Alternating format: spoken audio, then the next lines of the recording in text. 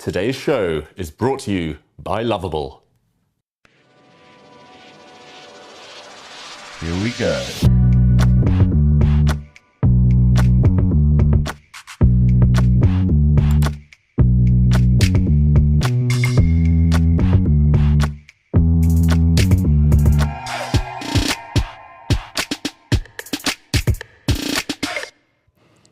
Hello and welcome to Title Tuesday. This is Game Week 13, the final week of the winter split. Looks like Farouche is almost getting it done on the board. Should still be a draw. He's losing now suddenly. He's throwing a thorn into the white side, holding on here for dear life. The nerves are kicking in. He's playing with Ghost, afraid to commit. Did he lose on time? The clock is his worst enemy right now. Oh, look at this. He's trapped his own king in the corner. The black rook is hit as well. Whoa, is this a blunder? Checkmate is coming.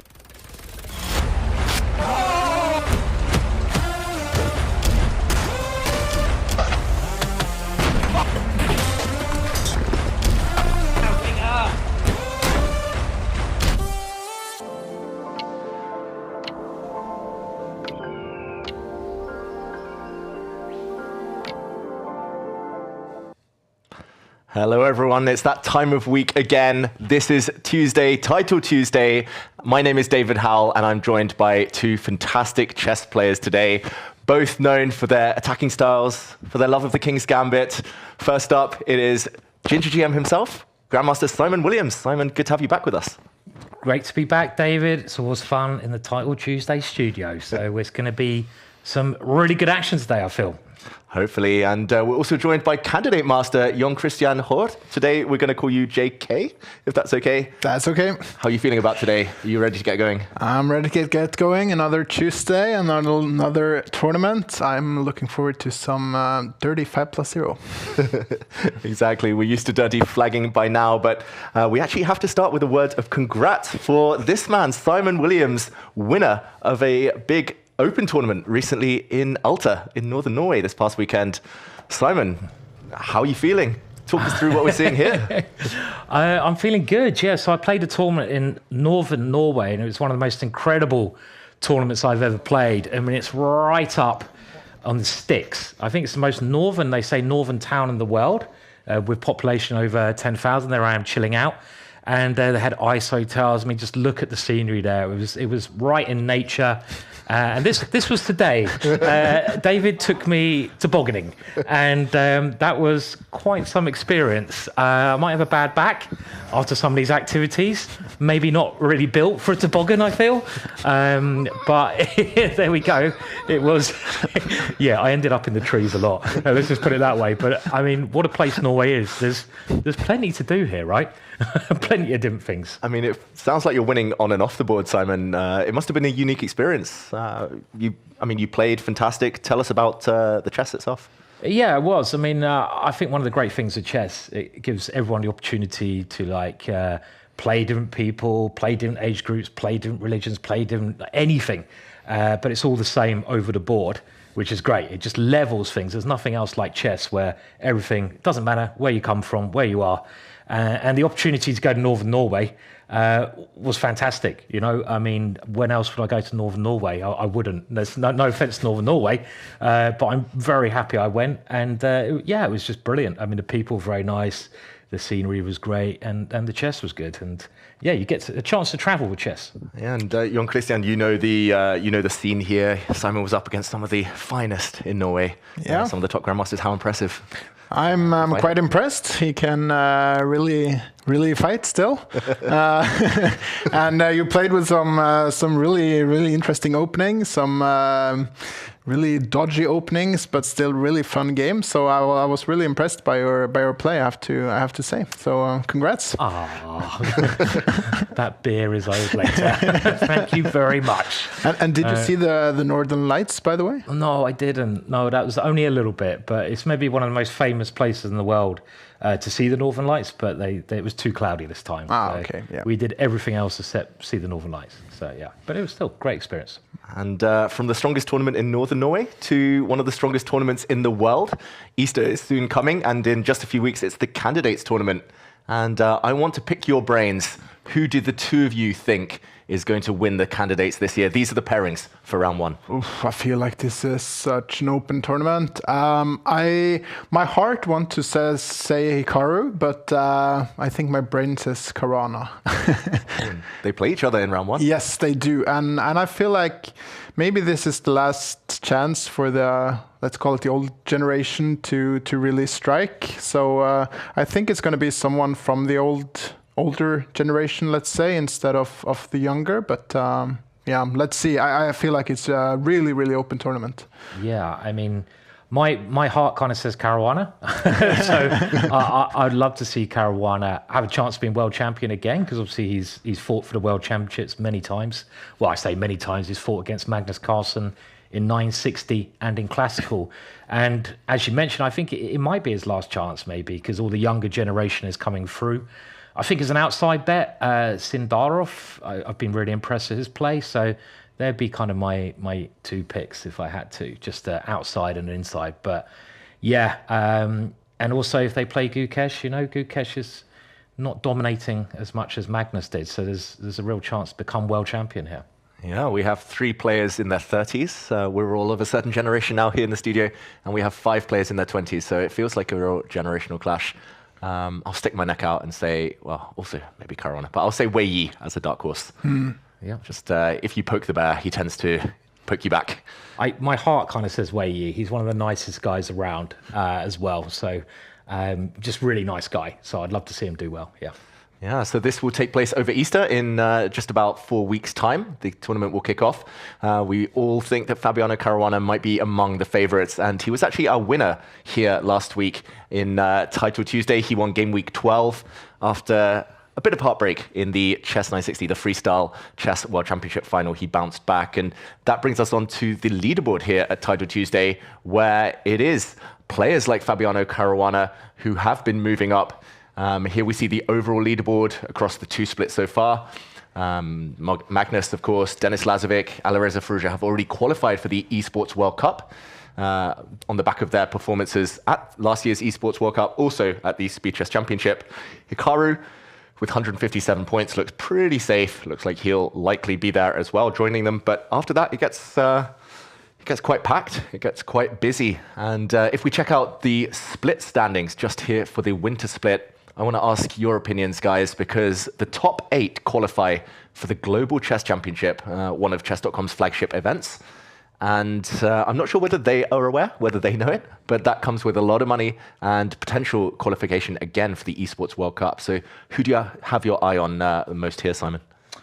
It depends, who do you want to qualify and who do you think will qualify? I mean, I'm a big fan of MVL. Last time I was here, MVL won the competition. I thought he played fantastically. I'd like to see him do well. He's kind of always been up there, but never won a big event. So I'll be rooting for him. But all of these players are just brilliant players. And, anything can happen here. You got Hikaru in 11th and Caruana. So they've still got a little bit of work to do.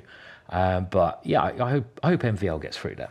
Mm-hmm. He's looking pretty good. JK, what are you thinking? If the top 8, if that's where it's at, who's in the danger zone? Who could you see moving up?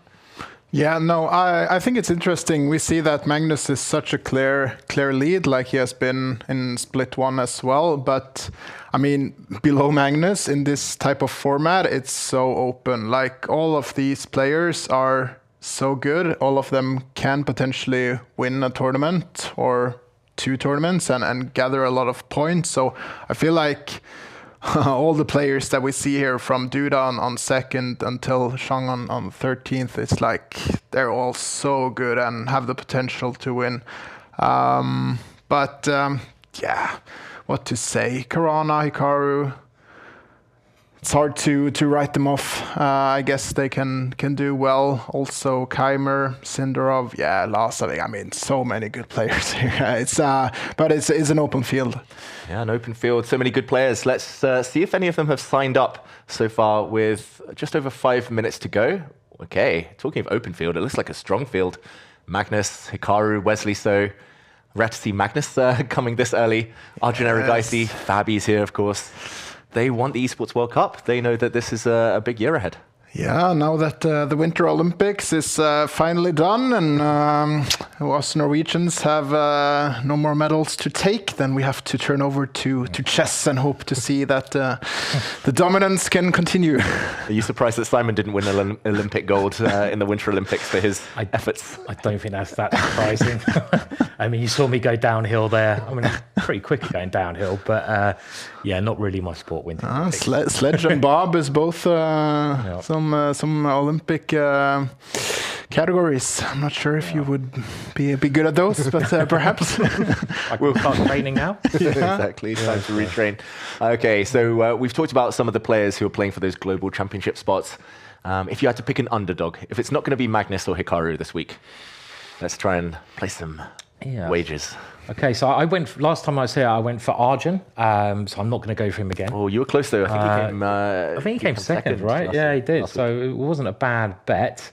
Now this week I'm going to go for Sarana. Sarana. So let's do it. Strong pick. Strong pick. Let me go with Arjun or Grishuk. Okay, me too. I'll go for Esipenko. Candidates. Yeah, it's very strong, isn't it, this week? This is like you've got all the players playing this week, and yeah, I mean Duda as well is another one I could like. I think he's due a good event, Duda. So yeah, but anyone could win it, right? Is there currently any big events going on where some of these players are playing classical, or some are not playing because they are playing in this tournament? Mm-hmm. Do you know? There's not too many. I think the Aeroflot Open is happening, so maybe the likes of Nepomniachtchi and others might not be playing this week. Right. Yes. I'm not sure if that started yet or whether it's soon to start. Mm-hmm. But yeah, there's not so many tournaments right now. It feels like we're building up. Easter, there's always so many. There's candidates. There's Grenka, the Freestyle Open, where Magnus got 9 out of 9 last time.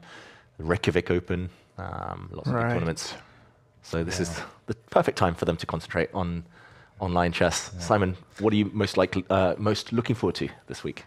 Just exciting chess. I mean, the great thing about Title Tuesday is the games. Mm-hmm. You know, with the format, there's no increments, so you get loads of dirty flagging. We love a bit of dirty flagging. If you can't win on the board, you've got to win on time. So I want to see some of that. I want to see really dirty flagging, like in complete lost positions, just for the excitement. So I'm looking forward to that. And and just some great attacking chess. I don't want any rook endings. I'm sick of them. I want to see queen sacrifices, rooks given up, knights just thrown at the opponent's king, all of that. And I think when I said Saruana, I was also thinking Caruana. So I was putting them together. I was sort of looking at Caruana and I was looking at Saruana. So I have to go for those two as my pick. But just exciting chess. That's what I want to see this week. Mm-hmm. And JK, we've seen Magnus have 2 off weeks in a row. Barely coming top 30 both times. What are you expecting this time? Is it going to be third time lucky? Is he going to be back to his best? Well, I feel like Magnus is good at coming back, but I think we'll see quite early on if he will do well or not. It seems to me that if he's struggling, then it will show even the first game. Like if he spends a lot of time, suddenly there's a draw or some chances for his opponent, then we know, okay, he's not as sharp as he can be today. But so let's hope that he will impress in the first round and will keep building confidence throughout the tournament. Yeah, I mean, you know who the second best player in the world is, don't you? Depends on your meme references. Yeah, there's many, but it's a good point. But off form Magnus, basically, is the second best player in the world. So even when he's off form, he's still awesome, isn't he? So you'll be up there definitely. True, but this is a tough tournament though. I mean, you can't suffer too many losses and still be top 1 or even top 3 like Magnus. I don't know where he finished last week, but I think he was outside top 20, right? Yeah, I think it was 28th, 29th. In the meantime, who will it be? Will it be Magnus? Will it be Hikaru? Or will it be someone new? Let's find out. It's time for us to lock in. This is Title Tuesday Game Week. Oh, that's a blunder. That's just a blunder. Discover check, picks up the queen. And his opponent resigns. He's making just quick moves. No time. You have to trade the rooks off. You got to gamble. Oh, he had to give the check first. Jan was supposed to check on h7 first. I think he just played the wrong move order. He just got confused. And now he's down a rook. Oh my Oh, that's goodness. a nice my rook move is though nice. by Zhang. That's pinning the rook, harassing so many different points. 3 different things are under pressure right now. Even 4 if we count the pawn. He just Wow. gave up. He just couldn't find a move. Yeah, we've had some fun moments in past weeks, but of course, all of the players will want to end on a high. I think the pairings are coming in any second now. There we go. Hikaru is playing Roger Federer, the retired chess player who's now turned his hand to chess. Wow. No, that's Colin Federer, a different player. But we start with Magnus Carlsen, who will have black. I think he might be streaming Magnus. We'll see if we can get a picture on him. There we go, looking fresh. No, he took the mustache.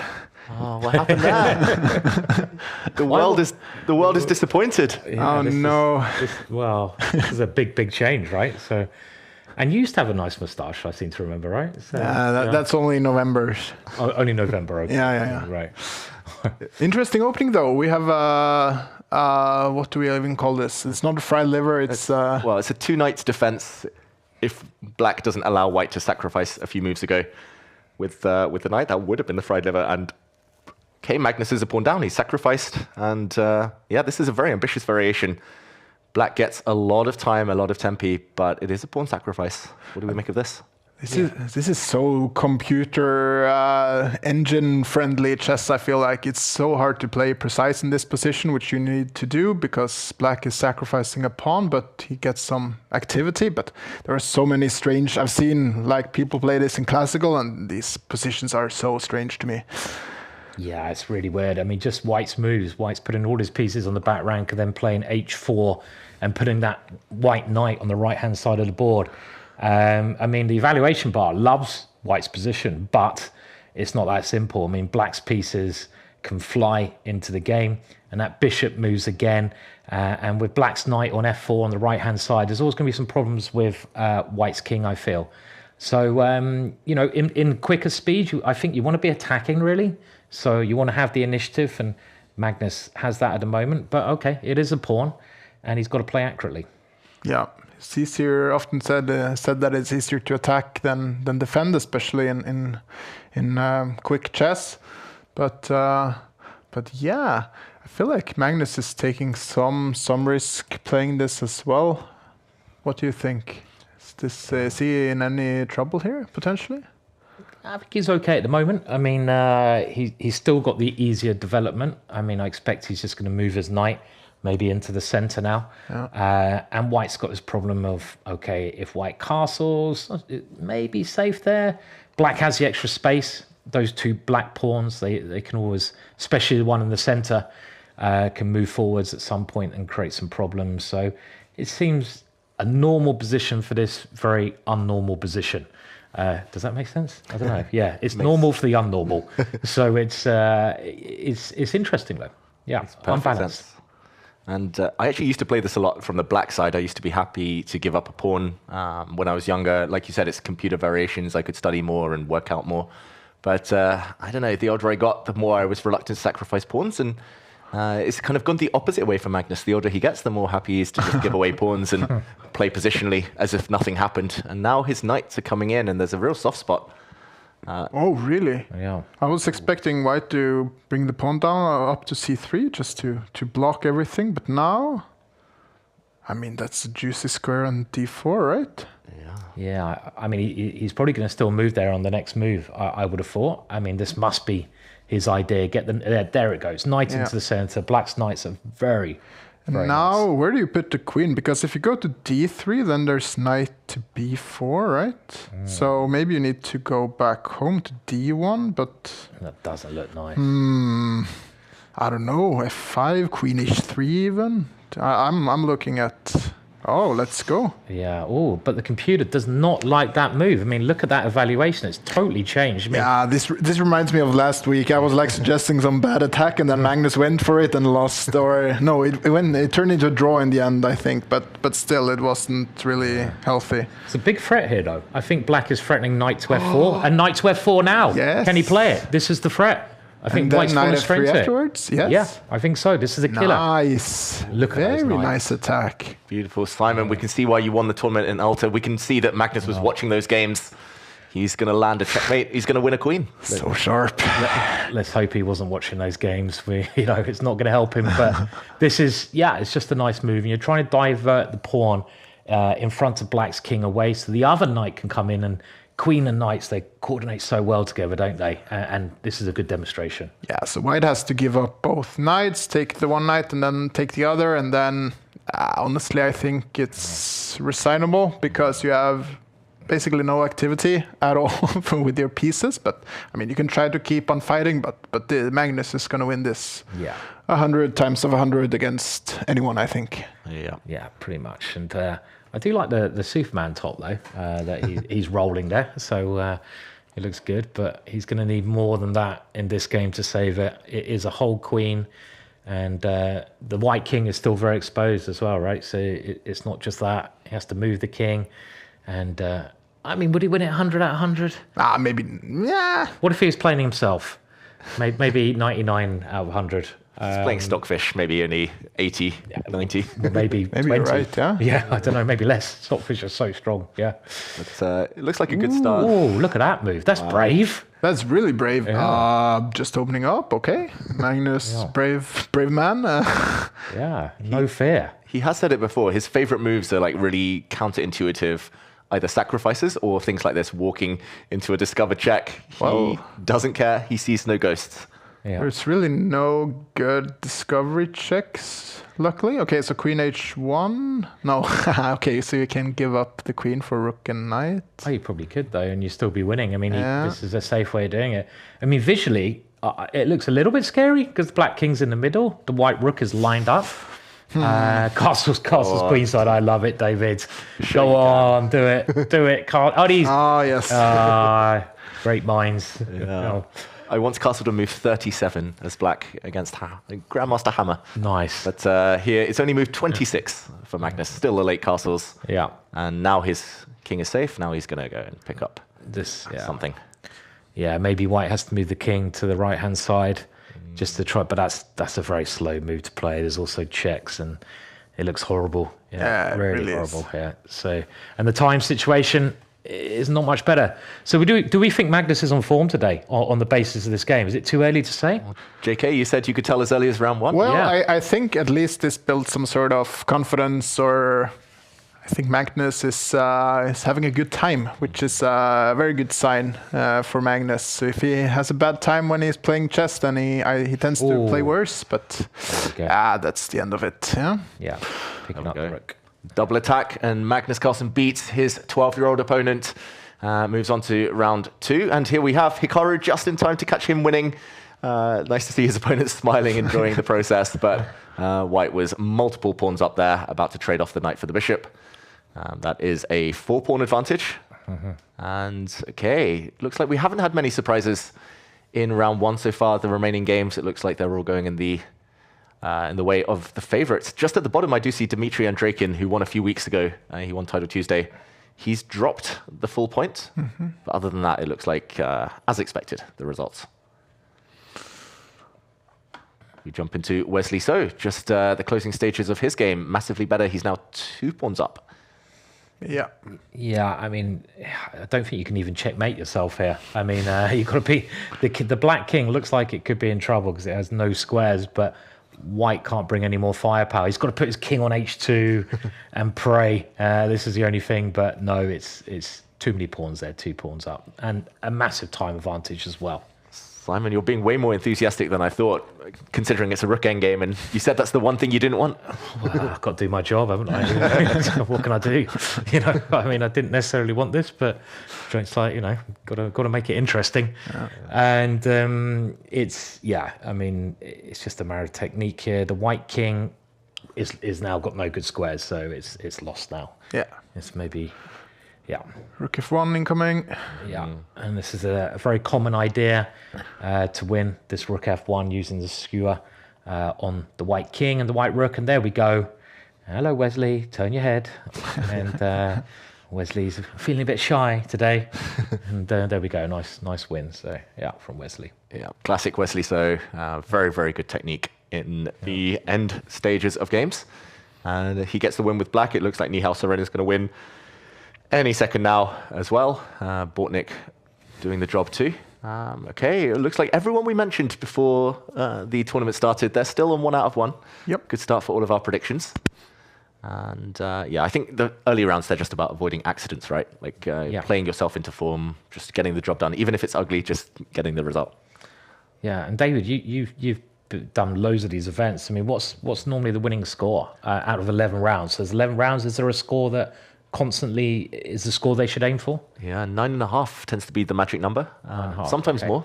Magnus once got 11 out of 11 in the previous split. Yeah. Sometimes 10 is the winning number, but 9.5 you at least kind of guarantee a tiebreak at the very minimum. Right. Yeah. Do you think we'll see anyone get 11 this week? Well, let's see what happens. It's really hard to tell early on who is in form and who's not. But yeah, I think as I mentioned, Magnus, nice first game. I think he's enjoying himself. Let's hope he do well, or at least that's what I'm hoping for. Yeah, Norwegian. Whole of Norway looking out for Magnus this week. Yes. Okay, it looks like there's still other games going. That's why we haven't started round 2 yet. But Do you know if they start immediately when all the games are finished, even though it hasn't gone 10 minutes? Yeah, pretty much. Okay. Yeah. I think there's like a 5-10 second break, but here we go. It's round 2. Lazovic against Dang.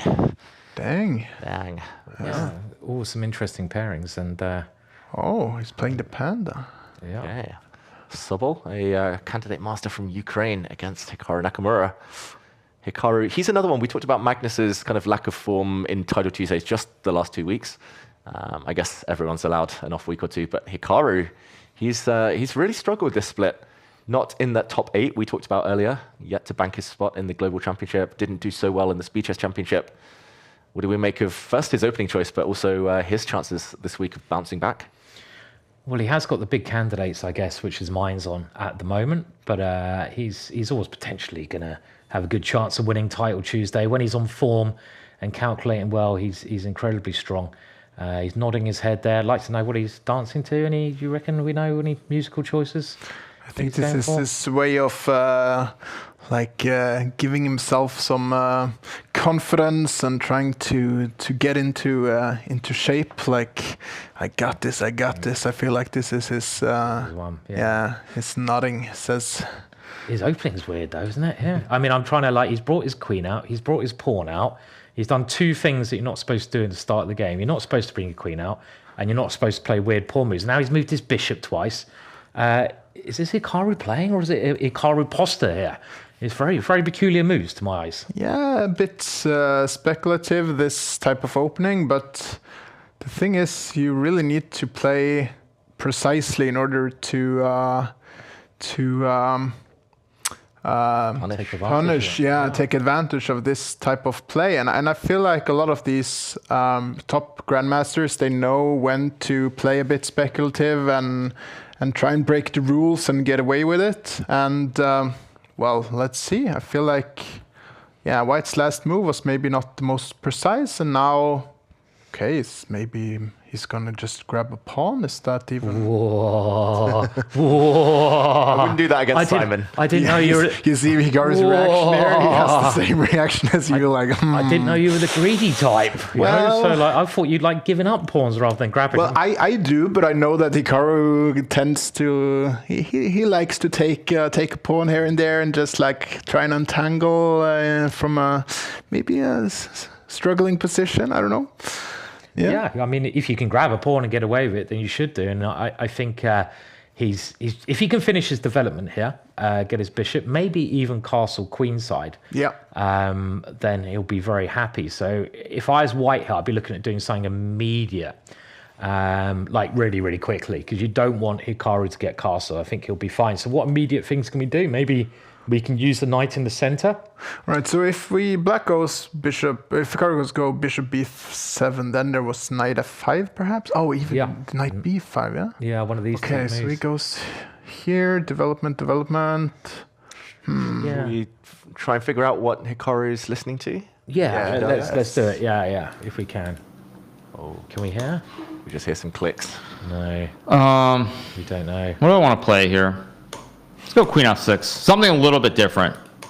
Okay. Did you have from good sources that he was listening to anything? It just always looks like he is, right? It looks like he's always bouncing to some kind of music. Yeah. That was from a few moves ago. He was talking about queen f6. Now his queen is a bit stuck on g6, and she's got to be careful not to get trapped. Watch out, big threat that's been guarded against, and I guess the queen always has a couple of squares to escape to. Yeah, and black's now ready to counter strike with the likes of d5, some move like this. That last move, not just defending against a knight fork, but also lining up against white's queen, which is very useful. And it kind of feels to me that now Hikaru's castled, he's over the worst. I'm sure there was some dodginess going on, but it's really hard to take advantage of it when you're playing someone so good. And look at that, that's a dancing move. Yeah, is he just dancing to the sound of his own brilliance? I think so, yeah. Yeah. Do you think he's saying, I'm brilliant, dance, dance? Yeah. Yeah, is that the new Hikaru song? Yeah. Grass for the wicked. There you go. Exactly. You read his mind. He's wearing a Team USA jersey as well, so clearly feeling very patriotic today, Hikaru. Okay. And it's just, I don't know what white does now. Funnily enough, white doesn't really have a lead and advantage anymore. Development is still lacking, right? So you really want to get all the pieces out, but now d5, as you mentioned, really seems like a really strong move. Now, Yeah, d5 is a very logical move, and I feel like Hikaru's taking over this position somewhat.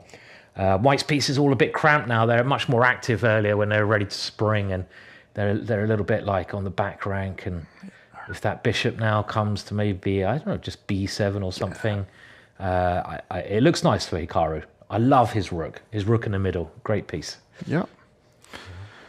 Looks very uncomfortable for white now. Hikaru's not risking much, looks almost symmetrical. His opponent is, I believe, around 14, 15 years old. 15 years old, so a decent candidate master. 2,800 though, that is a high rating. Yeah, that's Very a high proper rating. Everyone's good these days. Yeah, they are. Everyone's so good. I mean, it's incredible how this new generation of chess players have just come on.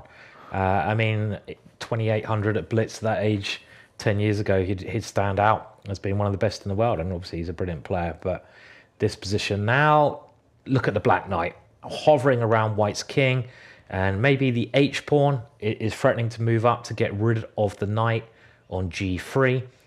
He could start thinking about pushing that pawn now, because the white knight ever moves, you've got knight to H3 check. And he's using the H pawn to...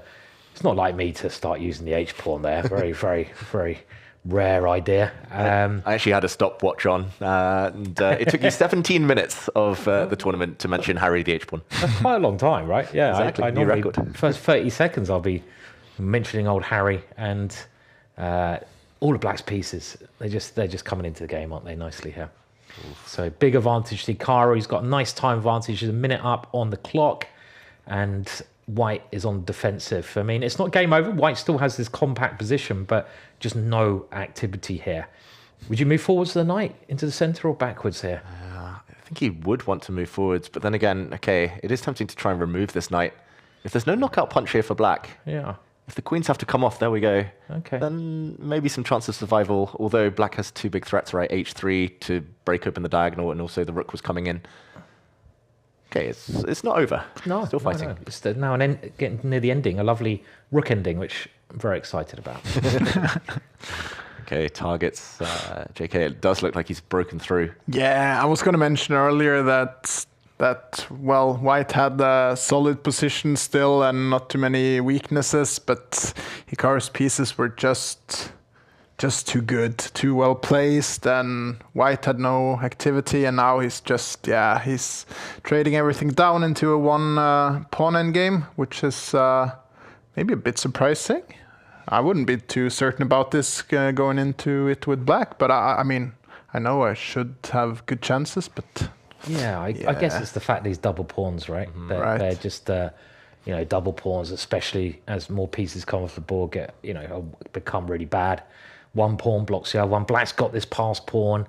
You've got to try h4, right? Yes. This is still A little bit unclear, is it, with H4? If the H and G pawns come off, then suddenly white is the one with the outside pass pawn. So he's got to have calculated this well, Hikaru. Big margin. I mean, could we see a swing here if he's not accurate? So do we go F? No. Yeah, I like F4. F4, yeah? Just try to queen the pawn, and now the F pawn's looking very strong, right? I don't think you can stop it. No, it's going way too quickly. Yeah. Yeah, the race is on, but the race is very one-sided, and Hikaru gets the win. Yeah. Nice. Good game by Hikaru. Yeah.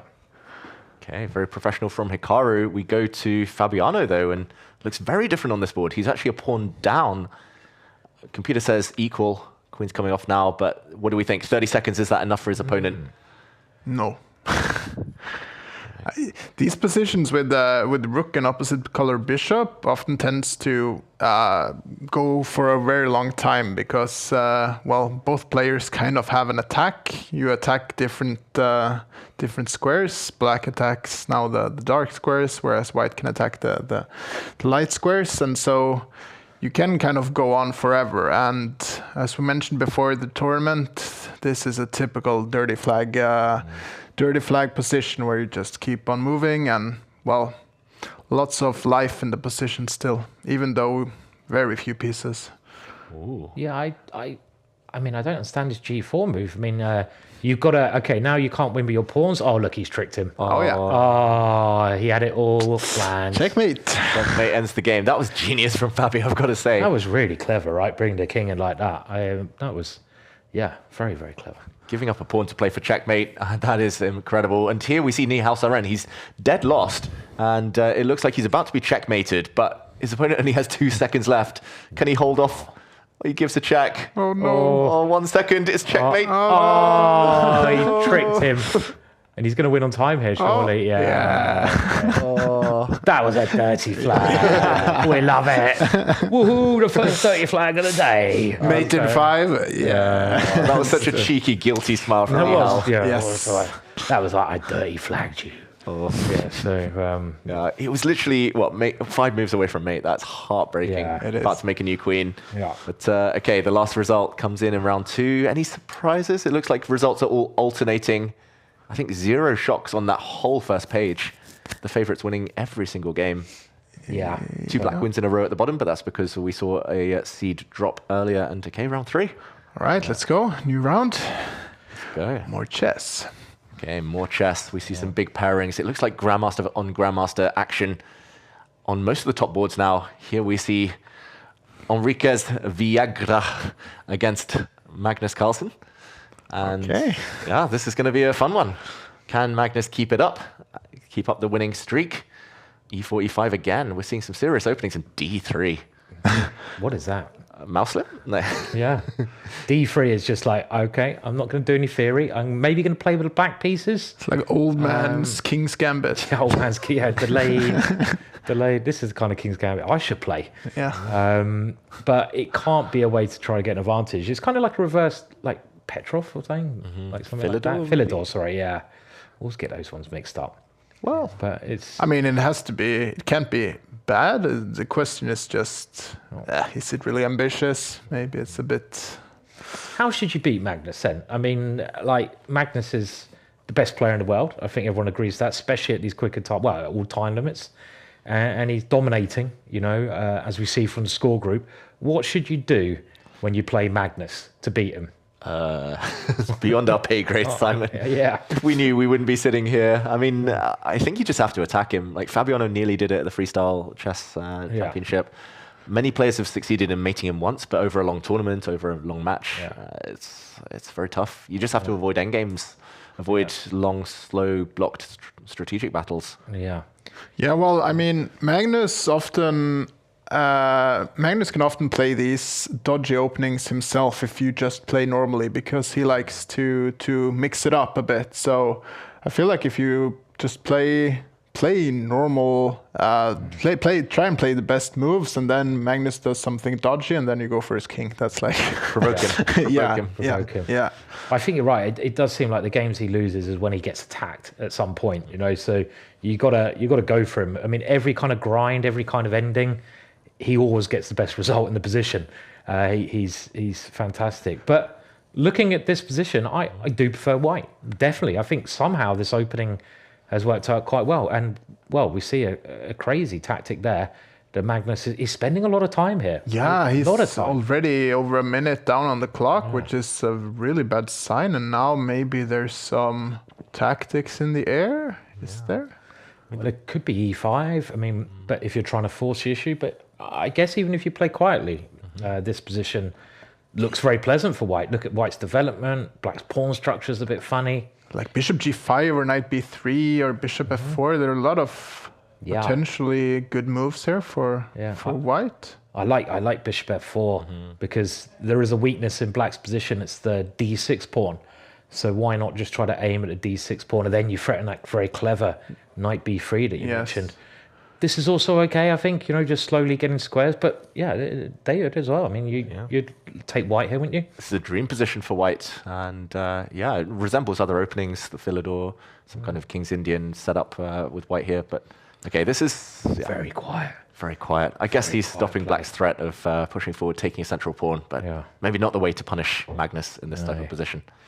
Yeah, like playing h3 is probably fine. Then you go a3 as well, and it seems like maybe he's playing a bit too quietly. Then again, white's position is really, really stable. We found the moustache at least. It's moved across from Magnus over to his opponent. What did you think of the moustache? Were you a fan?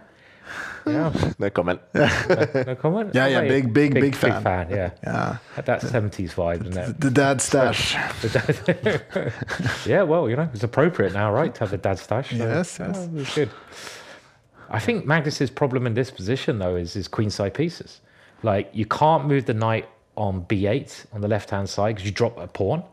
Yep. Where do you move your light square bishop to? And he's got this issue. If he can't bring his pieces into the game, then how does he improve? White's found the square for the bishop, pointing at that weakness, very patiently building up. Very easy for white to play. Maybe just connect the rooks. Look at this. Magnus has found a way to bring his rook across, but he's under some pressure here. Yeah, he's under some pressure. Let's see if he was talking a lot a moment ago. Let's see if he's still talking about his position. I don't get that. Okay. Very calm, Magnus there. Yeah. White is also playing very calmly. Oh, wow. Sacrifice. He's giving up the exchange after some captures in the center. Magnus is going to be down a rook for a piece and a pawn, but he's going to get the bishop here. We see a smile as well from his opponent. His opponent's like... What's he thinking? Yeah, very... Yeah, why is he thinking? It's a good question. Nothing to think about. You have to take the Magnus material. is really forcing the And issue then here. probably doing pretty well still. Because I'm still struggling with development. And even though h3 is hanging. Yeah, I mean, it's a good practical try this maybe, because he's trying to weaken the white king. Now bishop takes h3 looks logical, and probably get a bit of pressure on the king side, but it is an exchange. Yeah, it's material with some open lines. It feels like the rooks are going to be the favorite here. Although, okay, he trades off a bishop for knight. He's going for full light squared control, but I don't know. This is big risks from Magnus. We talked about provoking him. Yeah. Feels like he's been kind of asked to go into something a bit dodgy, and he said yes, but danger. That's a really big move, isn't it? That queen b4 is a great move. Because if you play d5, you're kind of just positionally lost. As simple as that. Queen d6, game over, it should be. I mean, White's playing very, very good. And look at this. He does the same sort of thing, but he's trying to get a blockade here, is he? Yeah. This is really bad for Magnus. Let's see. How bad is this position? Like really bad. Yes, pawn for the exchange, but yeah. This question is how easy is it for White to break through? Because if you attack in the C line, well, Magnus has that blocked off. Currently, the E line is blocked off. Where do you create the breakthrough? Yeah, feels close to a fortress. Magnus, of course, famously saying he doesn't believe in fortresses. It's been used against him, that statement, for years and years, but maybe he believes in this one. Magnus is for sure not playing for the winner. He's playing for the draw. But looking at the clock, like His opponent is now just thinking, how do I break through? And he doesn't find anything, but you have to play quickly. Like, well, I think his opponent's playing for the loss here with the way he's moving. He's spent a minute on that move. You can't do that. It's not increments. So, you've got to now speed up. Magnus has a chance on the clock. White, as you say, it's a good point. There's no easy breakthrough, but you just got to play quickly. Play normal moves, play them quickly. Oh, Magnus is starting to outplay him as well. The knight's coming forward. The knight might come this way as well to hit a pawn. Yeah. I mean, this. How can he do this? He doesn't even care if the rook gets into the position. Like, is this? There's no targets in Black's camp. Like everything's defended. And opposite color bishops, it's like you said, JK. Like, this is a flaggable position. Everything on light squares, you can play this position for another 100 moves. Yeah. Yeah, I think time's going to be very, very important. Again, his understanding shown here just to find a way to keep in the game has been great. And he seems to be making more progress. The king's come in. He's now getting, look at that. His opponent's laughing again. He's like, I'm getting outplayed. I don't know what to do. Yeah, but that went so quickly. Like, White didn't find any plan. And then suddenly Magnus just took over. Yeah. I mean, this is far from over still. I mean... He's still... I mean, not much has happened to really give one side the advantage, but... The trend, though. The trend is going Magnus's way. Yeah. 38 seconds. The Black Knight finds a great square there. Really nice square. But how do you make progress? I still don't see this being easy for Black. Easy for either side, yeah? Mm-hmm. For either side, you're right, yeah. Oh, they both look locked in. Yeah. Okay, F5, yeah. Okay. I'm breaking on that side. I'm really surprised Magnus didn't wait another 20 seconds and then play F5. Oh, it's a blunder though. This pawn is hanging. Oh, he didn't take it. Amazing. Not yet. Actually, this one may be more important. And there we go. His opponent's laughing. Yeah. There's the check on F4. Oh, Magnus has so many options here. Yeah. And I think he's had a bit of a save here, and now he can just go knight takes b2, and his opponent obviously. Bishop e4, just be... Oh, that's clever. Oh, he finds a nice little tactic. His opponent seems to be enjoying the game anyway, so that's one good thing, and he resigns. Do you think players give Magnus a bit too much respect? Oh, his poor opponent played so well. The #1 Chilean Grandmaster. I mean, that was a case of maybe giving Magnus respect, but also just playing decent moves and still getting outplayed. Yeah. I mean, we were looking at that position, and then we couldn't really find anything, and so couldn't his opponent. And then, well, he just outplayed him. Yeah. It was quite remarkable, and that's what he does. Now, Nihal with the extra exchange here. I mean, this is going to be very tough for White to hold. That Black King sneaking around. Any drawing chances? Oh, it's almost a fortress. I think without the Black Pawn, it's definitely a draw, but. Yeah, can the Black King get closer? That's the big question. Maybe he has to go the whole way around later, bring the Black King round this way. Didn't it just come from there? Yeah, it did. He didn't want to go around that side. Yeah, and look at the time again. They're both getting now down to under 15 seconds each. That could be the decider. Nihal's just dancing around here. Yeah, this is clever flagging technique, just putting everything on light squares. Just White only has a dark squared bishop. Nothing can get hit if you're putting it on light squares. But 8 seconds. Nihal's really slow today. Yeah, he's not. Oh, and there we go. Bishop drops off. And you see his opponent. Oh. Heartbreak. Oh. Big reaction. Yeah. There you see all the drama. Oh, we apologize about the language, ladies and gentlemen. We've all been there. We've all had heartbreaking defeats. And Nihal winning another game pretty much on time. Yeah. Wow. That was, we've all experienced those emotions, right? Losing painful games like that. Have you ever sworn? I think I've done it, definitely, especially when you're home. Playing back home, not streaming. Yeah, I definitely swear quite a lot when I'm playing. I blunder a lot of pieces. That's my problem. Okay, another big game. Another big game. Magnus this time up against Grigory Oparin, a grandmaster who recently switched to the US. Super strong. A second for Fabiano Caruana.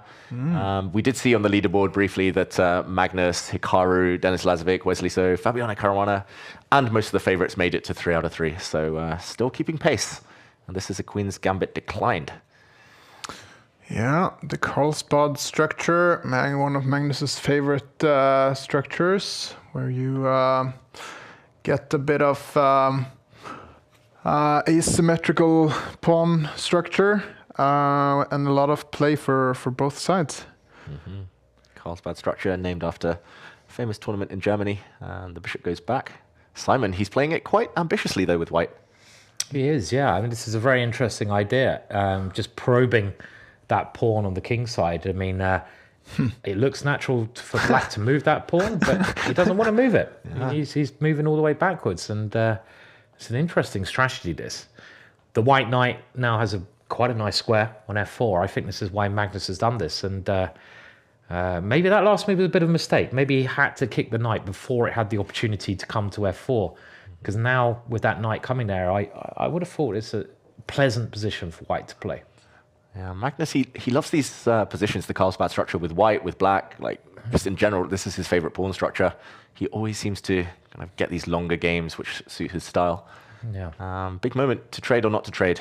What do we think? Is he coming back? I think you should come back, right? I mean, the general rule that I know of trading is that if you have more space, that you shouldn't trade, because it means your opponent can, if he's more cramped, he gets rid of some of that storage in his cupboard and he can move around, and feels like white's pieces have a bit more space to keep them on the board. You could even just move the bishop. Maybe he can trade that way, but it's very tempting to go knight f4. He has just moved the bishop in here. Now, queen exchange, the queen knight exchange, the queen comes out, but she will be forced to retreat. There we go. So do you ever castle long with white here? Only after 5 pints. Okay. Even now? Even now, the opponent's committed. Oh, Magnus wants to do it. Yeah. JK, I mean, I think you'd castle long here, yeah. I'd be tempted. I'd be really tempted. I'd be tempted. Yeah. I mean, it's maybe a matter of style, right? I mean, if you really want to hack Rook D1, he went with the rook before the king. You have to move the king before the rook. Magnus. He's going to go around. He's doing it. Yeah. Okay. He's been playing too much freestyle chess. Like, in freestyle, he always delays king castling until he really Rook needs to. D1? Is that a bit odd, the move, no? I think I mean, black's maybe only break is c5. Right. Which black is still preparing here. So I guess with the rook on d1, you're just trying to stop black's counterplay, potentially. And white's got a very common pawn break here with the pawn on f3, pawn on e3. White wants to play e4. Yeah. And if white can get this e4 in, he can generally make a lot of dangerous threats. So black's last move, I think, stops e4. That move prepares e4 again. Yeah. So it's all about this idea. Can white play e4? And unless black goes c5 now, I don't think you can stop it, right? In this position. c5, yeah, makes sense. I guess so. But now we see why that white rook's nicely placed, because you go c5, the white rook in the middle. It's nicely lined up against the queen, against black's pieces, and yeah, it's okay. So e4 surely here. Very well explained, Simon. Are you a GM or something? Only occasionally. Not as much as I'd like to be. Yeah. So I feel. In Northern Norway, you're a super grandma. In Northern Norway, it doesn't matter altogether, Just take me to the north. Maybe the more south I go, the weaker I get. Is that right? I like the cold weather. In Oslo, I'm like, I am strength. Back in England, pushing FM. Okay, trying to come in on those dark squares. So, okay, so black's found some squares. Threatened a bishop on g5. But here, it seems... Is it crazy to go f4? This is a bit surprising. Okay, a bit surprising. You're thinking about f4. Yeah, interesting. Oh. Wow, g4 instead. I think you guys here in the studio, you love moves like g4, but here it's maybe less about attacking, more just territory. Yeah. And there we go. Oh, now. Seems a bit airy, no? Yeah, this white king. I would love to play g4, g2 now. Yes, sometimes the best moves are just moving them back. Yeah. You can't do that. And it's quite hard for white to move those pawns in the center, because you move one pawn, like this one, okay, he's played it, but massive square for the black knight now. Massive square. Well, normally you play knight e4 in these positions. That's normally the idea. Grab the e4 square. But both sides got some nice squares. Queen takes b2, knight d6. Nasty threat. Okay, so a lot of things are happening right now, but okay, at b2, you can't take it, yeah. Yeah, queen takes pawn. There's also a knight check, and if the knight is captured, the white bishop jumps out the way with the check, and the white queen wins. Beautiful. The black queen on b2. There's a big issue on f7, right? Because the open f file, and now you can't really avoid knight d6. It's going to be captured as soon as it lands there. Yeah, probably. Yeah, but still, that's going to be a winning position for white. Material. Yeah. And Well, maybe Magnus will play something different. Like, I don't know, queen f4. You want to push through, bang through with. Yeah. With Maybe your there's pawns. some knight f6 sometimes. I'm surrounded by attackers. And there we go. Magnus is one of them. Whoa. Pawn to g5. He's sacrificing. and is he setting up a knight f6 here as well? Maybe Yeah, knight f6 yeah. is a funky move to play. Just it's a really imaginative play there from Magnus, actually. You know, he's going for the attack. I think he's playing well today. It needs me 4 rounds to understand his game, but I'm going to say he's playing well. I'm going to say he's playing like nearly second best Magnus, which is enough. You know, so like, no, he's playing well. Still plenty of time to level up as well. Still plenty of rounds. What's the next move? Rook f6, knight f6, knight takes g5. Like this whole type of format, or this type of tournament, it doesn't. You don't have to play the best chess, but you have to play practical fast chess, and I feel like Magnus is doing that right now. He's like, whoa. Something to f6. Come on. Just listen in.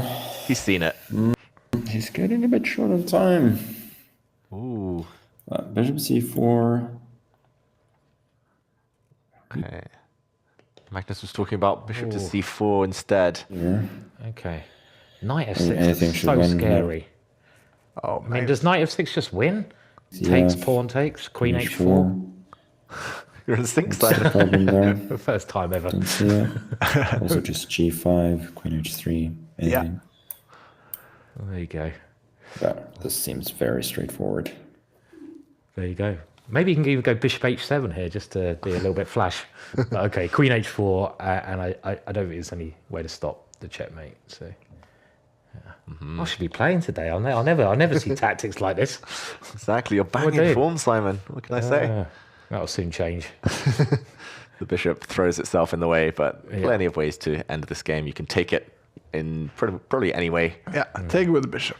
Yeah. And the threat is strong. There we go. Magnus. Nice. Great game. Probably his best game so far today. Yes. Against a really strong grandmaster, rated 3150. That was a powerful performance. Very nice game. Yeah, he kept control. Okay, and we join Fabiano, who is a bishop up. Rook and bishop versus rook. Again, huge game week for Fabiano, trying to qualify top 8 Global Chess Championship. Can he win 2 weeks in a row? He's playing Alexander Shimanov, who's had a shave, Marnov. And I don't know, that was weak. And, okay. Dave. A shave He looks different. He looks different to the last time I saw him. And okay, I was going to say he's not going to survive this position. Survive, Manov. There's something about not forcing it. Yeah, David. Don't force it. I resign, guys. Take it away. Fabiano's going to win. The G point. Yeah, there we go. Fabiano gets the win, moves to 4 out of 4. Close shave. Okay, that was better timing. Yeah. And here we go. Okay, this one's more tense, but it looks like the clock might decide it. Hikaru with an advantage on the board, and white has no time. 3 pawns against 1. Are you familiar with white here, David? Cool. No, I've seen the name. 3150 is a big rating as well. Yeah, it is. I've heard of the band Corn. They're pretty good. You can probably just take that pawn there, can't you? But maybe you should take it now. And what's that? Okay, he just wins on time. Yeah. Okay, very nice. Winning position anyway. Sure. The white pawn, if it had promoted, black could take it with the rook. Deflect the white rook away from the promotion square of blacks. But yeah, it looks like everyone's just banging form today. Everyone's playing really, really impressive chess. Yeah, no big upsets just yet, at least. So, well, the best players are winning. But now we're gonna start seeing some big clashes very soon because I mean, okay, we have 17 players on 4, so big clashes incoming. Definitely, and that's a name I haven't heard of, often. Ponomariov, because he was FIDE World Champion. I haven't heard of him much in this Title Tuesday. He's a great player, so it's kind of nice to see him up there, one of the older sort of generation of players. And a name that I'm a little bit not aware of is Silwire. Anyone give me more information? Beats me, and I'm not even sure what flag that is, Simon, next to Silwal. Nepal, you reckon? I don't know. I don't know. Wow, that's a flag and a half, isn't it? I don't know. Yeah, we've got to find out now. That's Okay, I'm looking. Yeah. It is Nepal. Okay, yep. Cool. Good work. Oh, well done. Okay. Thank you. Yeah. Okay. Top players from all around the world, of course. Lots of title players here. We have a big field this week. It is round 4 now, though. And just while the players get some refreshment, it's the perfect time for us as well to take a short break.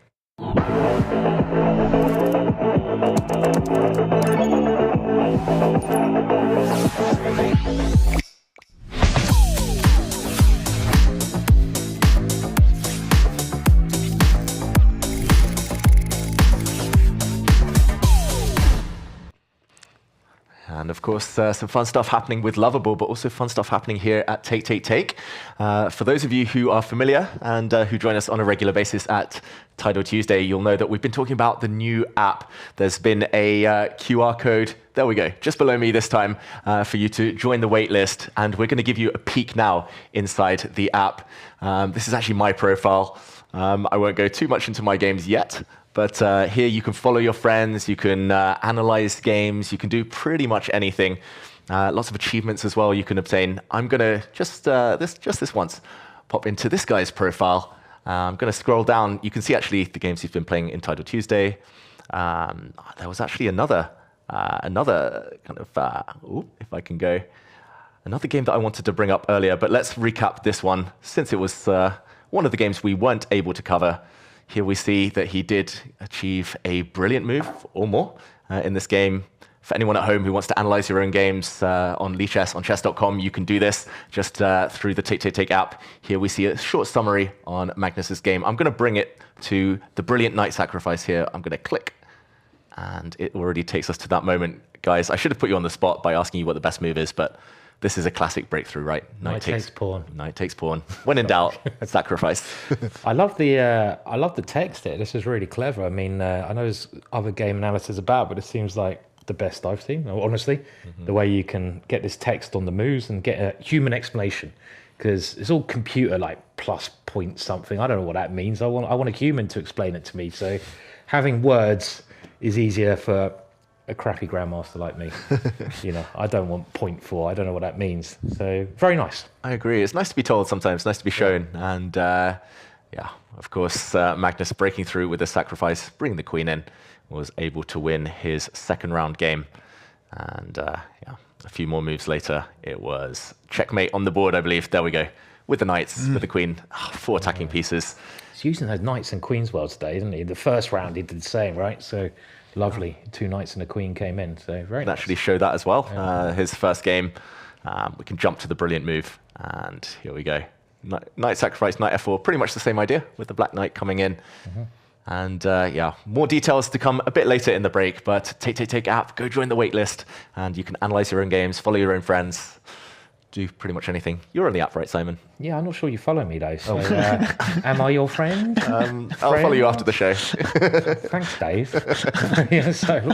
Can't believe you just called me out like that. Cheers, mate. I am on the app.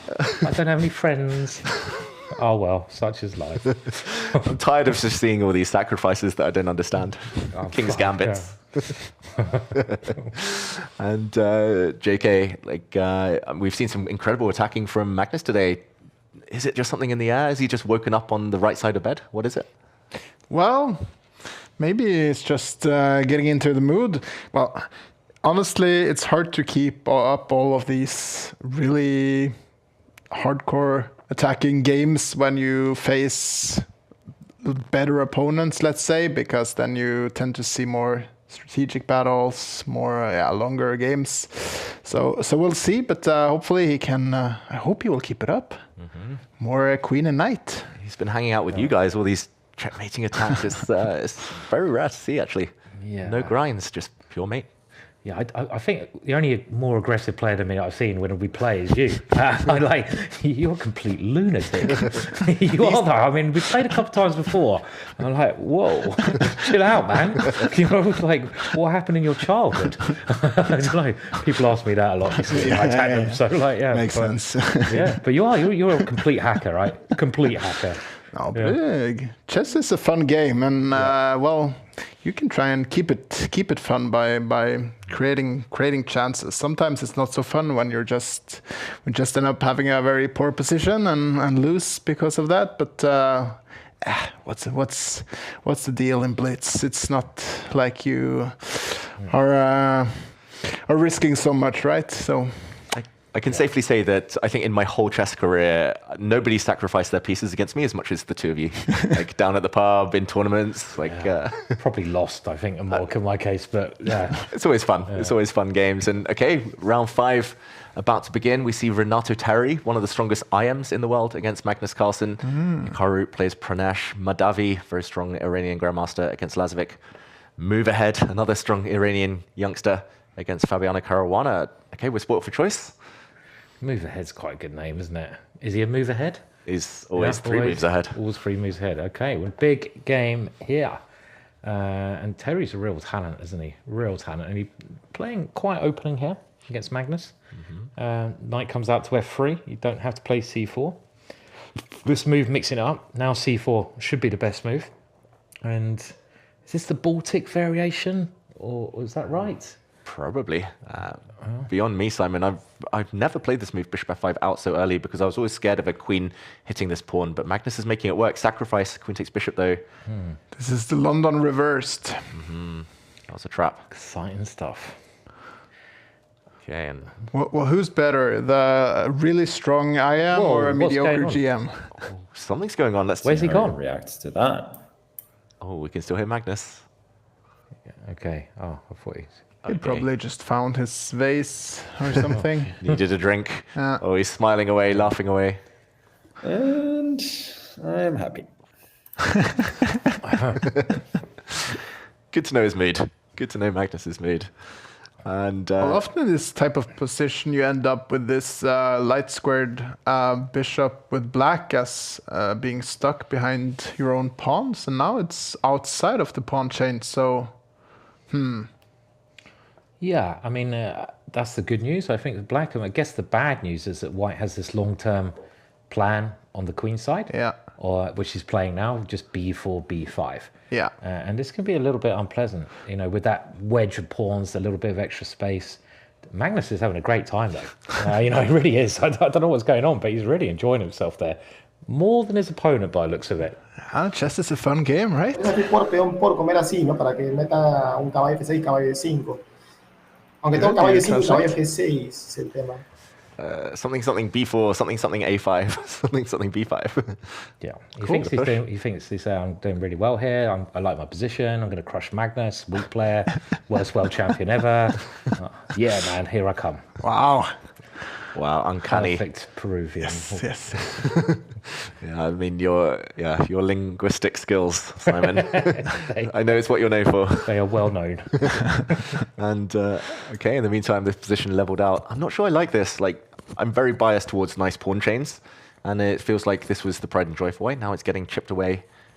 Magnus has a very strong pawn here as well. Yeah, it seems like White's lost control somewhat, because White had this nice idea of just pushing without like trying to give Magnus any counterplay, but now Magnus is gaining counterplay, and he's got the open A file for his rook. White's got a weak pawn on A2. Positive for White is this big square on D6. Maybe he can do something with that, like a knight or a bishop coming into that square at the right moment, but a mistake there. Oh, mistaken. Maybe Magnus can just take on C5, right? Okay, end up with an extra pawn. He's forgotten that if the queen takes this pawn, the rook can come and skewer his pieces. Yeah. Pawn down now for White. Yeah. Oof, and rook a3 incoming, and then suddenly this looks really bad for white. Yeah. So unnecessary. He had such a nice position. He could have just traded off pawns and it's totally fine. He just gave up a pawn for nothing. Yeah, it's easy to get outside by Magnus. I mean, he's got that effect, the Magnus effect. I mean, you play one mistake, you know you're going to be in trouble. And unfortunately, Black has played that mistake. It's also, like you say, got rook a3, just pushing the queenside pawn. It's a simple extra pawn for Black. Yeah, now it's just a matter of technique. The position should be objectively winning if both players play the best moves. So Magnus tends to play good moves. He's pretty good at that, isn't he? Especially this phase of the game, when he's already done the hard work, he's got a positional or material advantage, then he kind of just laser focus, locks in. And, this is so difficult. I mean, how do you fight this? I think he has to try and get the bishops off. It's a horrible position. I mean, you haven't really got any counterplay. Yeah, good idea there, David. Just try to weaken c5 maybe with this move. This is the idea. Yeah. But Black can play on the a file. Yeah, at the same time. Really classy move from Magnus defending, and he's still got attacks later on. And I think the best chance was to trade off bishops, maybe trade off queens, go for some rook endgame pawn down. But already it's kind of move and hope. What's the better move, a classy move or a professional move? Oh, classy. Classy is better than professional. Classy's like the best of the best. Class is just like, that was class. And you wouldn't say, that was professional. It doesn't quite have the same ring, does it? So like, classy's like, yeah. Professional comes with like a quiet nod of the head. Classy, that's like a big nod of the head. World classy, huh? World classy people here. We try to be. Okay, nice move from Terry. I'm not sure I'll say classy yet, but he is reminding Magnus that there's a backward pawn here. He looks angry at himself though, Terry. He's not happy, is he? I mean, it's a grim position to play. You probably don't want to take on a2. Maybe you can. I don't know. Do you want to take that one? I think. Just go rook c8, no? Yeah, rook c8 looks natural. He has taken. Okay. b3 then. He's relying on this one pawn to win the game, and that's why he spent a bit of time just to calculate how strong it is. Maybe it's just too strong. This extra pawn now. Do not go f4. Whoops. That's. What's the opposite of classy then? What would you say? Terribly? No. I mean, it's just a poor move. Poor. Not a great move. But Terry, he's running out of time, and this is a difficult position. There is this saying that Magnus's passed pawns always promote. He just pushes them and just makes the tactics work in his favor. Yeah, rook to b6 behind. So the question is whether to push. He can trade rooks. He can also bring his rook across. Magnus is... Look at his calculator now. Yeah, working it out. Yeah, he's calculating very carefully here. Like rook a1, get rid of another pair of rooks is also very tempting. Yeah. Okay. B2, okay. But if this wins, you play it because it's one square nearer to promotion. Is it rook b1, then you go rook b8, or what do we do? Probably behind. Yeah, maybe rook c8 is scary as well. c8 is also a move, c8 comes in. Yeah, and like Flynn. One of the black rooks will break through in the first rank. Yeah, this remove pawn. The defender. This pawn is too strong, isn't it? I mean, rook a1 looks really strong now. I don't know how you defend against this. Yeah, that looks... Can you defend against Queen that? e1 maybe? Yeah. Take the rook, queen a1, and hold on maybe 2-3 more moves. Yeah, it's getting near the end now. Okay, what about rook d6 then? Rook b d6. Oh, okay. Mistake from Magnus. Rook to a1. What? Oh wow. How? Rook f1 was an amazing defensive move. Genius from Terry, but watch out! This checkmate. This checkmate. Okay. He has to guard against it. Magnus sped up as well. Maybe he knows that he's let it slip a little bit. Yeah. And if the white king can get to h2, it might be safe. This is a great comeback from Terry. Classy amazing take back. Rook f1 was a classy move, and it was classy. Magnus has totally abandoned his own king. He does this, but watch out! The queen is Very coming risky. And white's going to have the first attack here. f7's going to be quite weak. Magnus has no checks. This could turn. Easily. Yeah. Like G6, then suddenly Queen E5 or something. Ooh, nasty. Yeah. Magnus has to bring his rook back, but Wow. go F5. Ugh.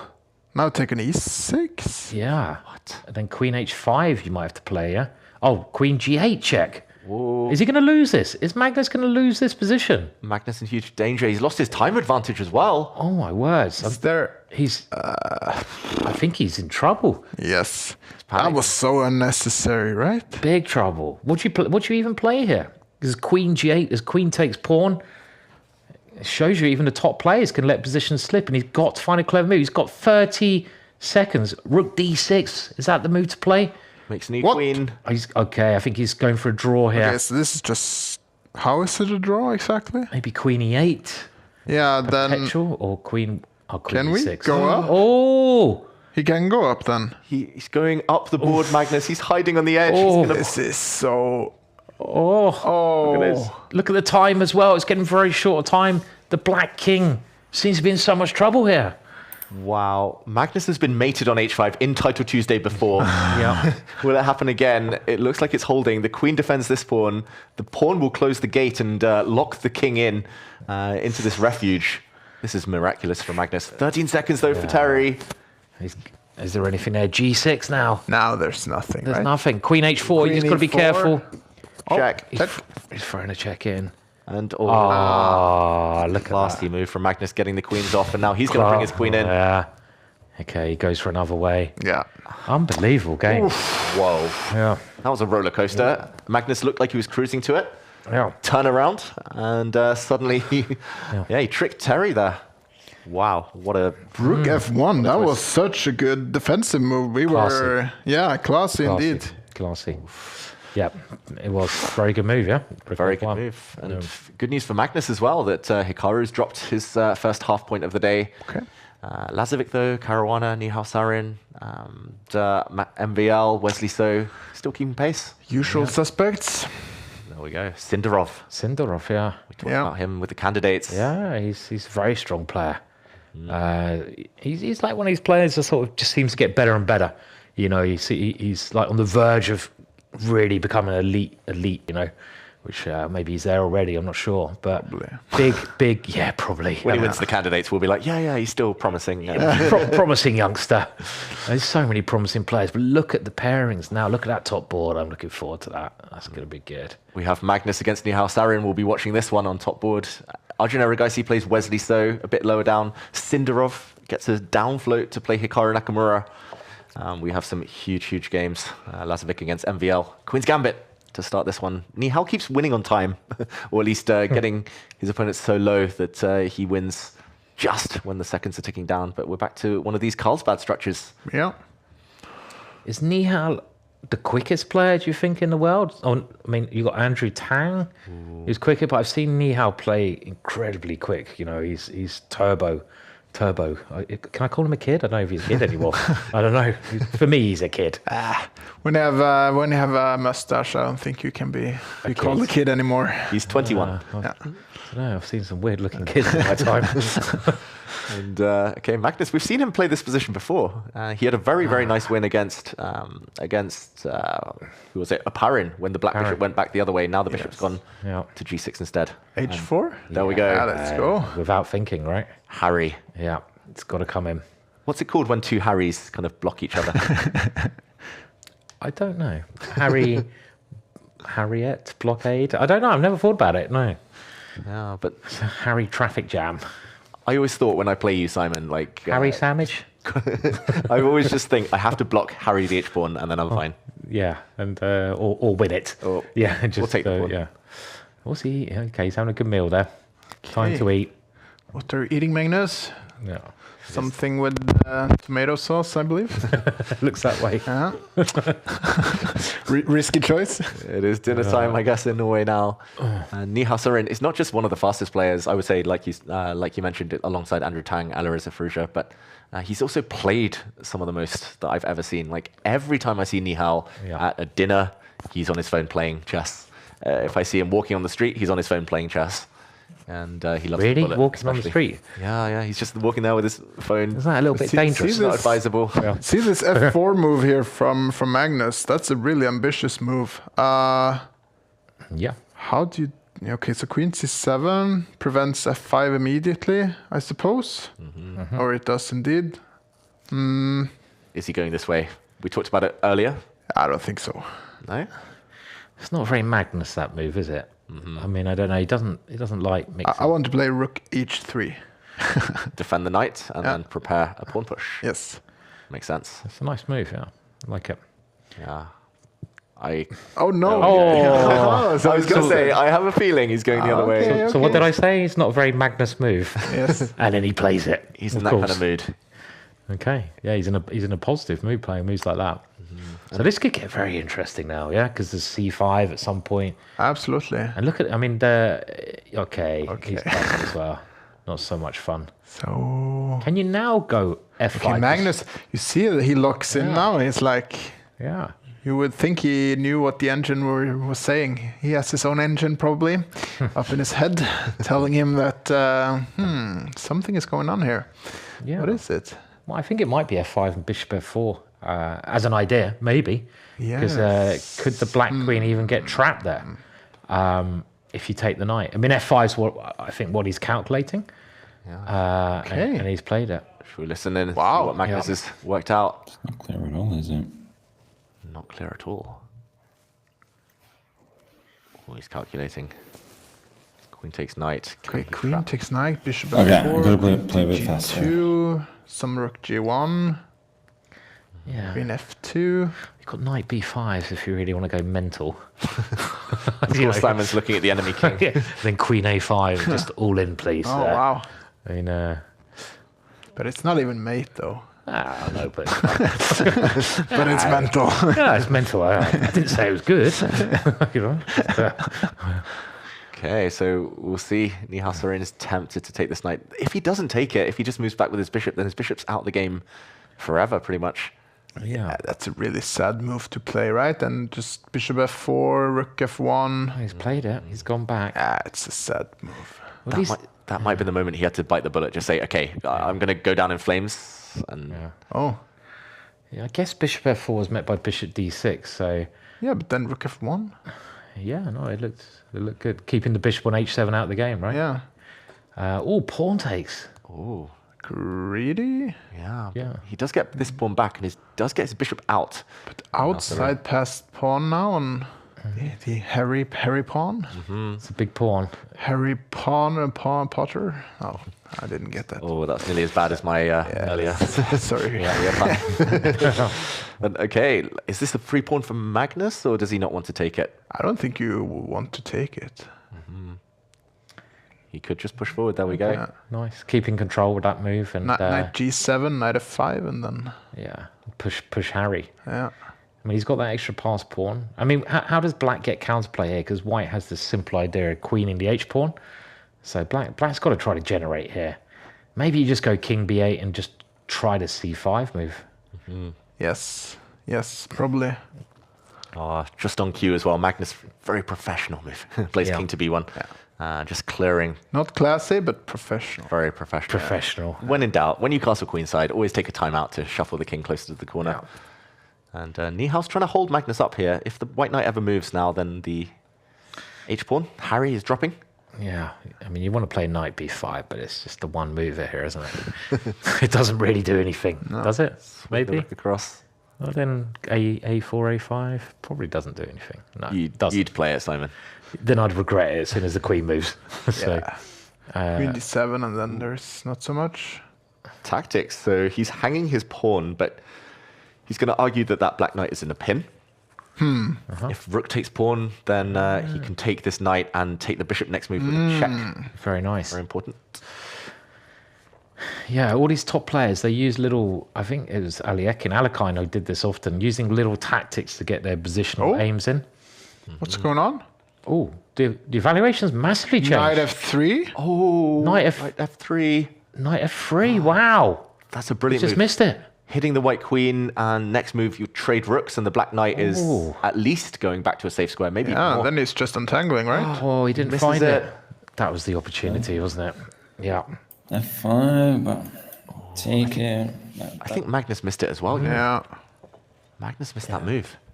It's easy when we got the evaluation bar, isn't it? It makes life so much simpler. And here, okay, well, Black's still got the extra pawn though. Take on d5.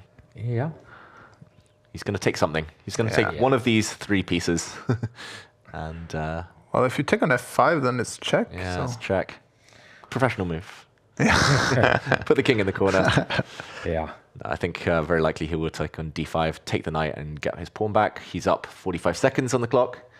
Magnus still a favorite. Some advantage here now. Knight d5, queen d6. Maybe I don't have anything.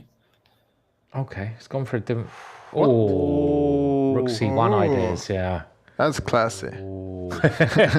Targets on the And also, c-file. he had queen d7. Oh no, maybe not. But this is a simple extra pawn. Yeah. Some chances to hold because there's not much material, but not many chances. Yeah. Down half time as well. Yeah. Yeah. What are the odds that Nihal can hold this, considering he's down so much time, down a pawn? Low. Surely low. Very low. 10, 5%. Yeah, agreed. I mean, he's very quick when he needs to be, though, Nihal. When he turns on the juice. Oh. And this should be, the king is so active, right? Yeah, it should be a winning king, well, rook and pawn ending. Nihal's too slow, 30 seconds. He's spending too much time. I think he's contemplating resigning. White's king's so good here. Yeah. You can even come back and pick up this pawn if you want at some point. Many options, I suppose. Yeah. Rook f7. He's going for it. The professional plan. Now, maybe rook behind the pass pawn, or first he pushes. Okay. Magnus's pass pawns always promote. G4. He's still defending this quite cleverly. I mean, in the best way maybe he can. He's causing Magnus some problems, like rook e4. Does this work? He's calculating the king and pawn ending now. Because if rook e4 happens, many exchanges, can the black king get over to the pawns? And he's gone for it. Yeah. So he's worked out the white king is going to get to b7 here. And we're going to see that happen, I'm pretty sure now. He throws his pawn away. He's going in with his king. And he's countered all of this. He had to in advance, Magnus. Wow. This is so... I mean, even this, knowing this is winning, is as we say in England, different gravy. This is What was it now? different gravy. Div and gravy? Different gravy. He's a step above. A step above. Different class. Yeah, different class. Like, you know. And look at this. This is actually a very well-known endgame study. Magnus is zugzwanged black. If the king comes forward, he uses his king. And if the black king had gone back, the white pawn would have zugzwanged. And there we go. The pawn's moving. He knows his endgames. Cool. Different gravy. Very cool. Wow. That was amazing ending. He worked all of that out, the king and pawn endgame, just before he traded rooks. All of us would trade rooks and then think. Yeah. Magnus thought first and gets the win. Classy. Yeah, very, very classy. Oh, we have a time scramble. 8 seconds against 13. It's Chavelka Sindarov. It's a drawish endgame, but only black can win. 6 seconds. What are we thinking? Hikaru is surely going to flag here. Flag Sindarov, take the win. Yes. Yeah. And these ones are important as well because of the candidates, right? You want to beat the guys you're going to play soon. You want to sort of stamp your authority, and he gets the win. There we go. Completely wrong on this. Yeah. Oh, we heard from him briefly there. He was winning earlier, so I think annoyed at himself for letting it slip a bit. But yeah, it's him. It's always him. Hikaru ahead on time.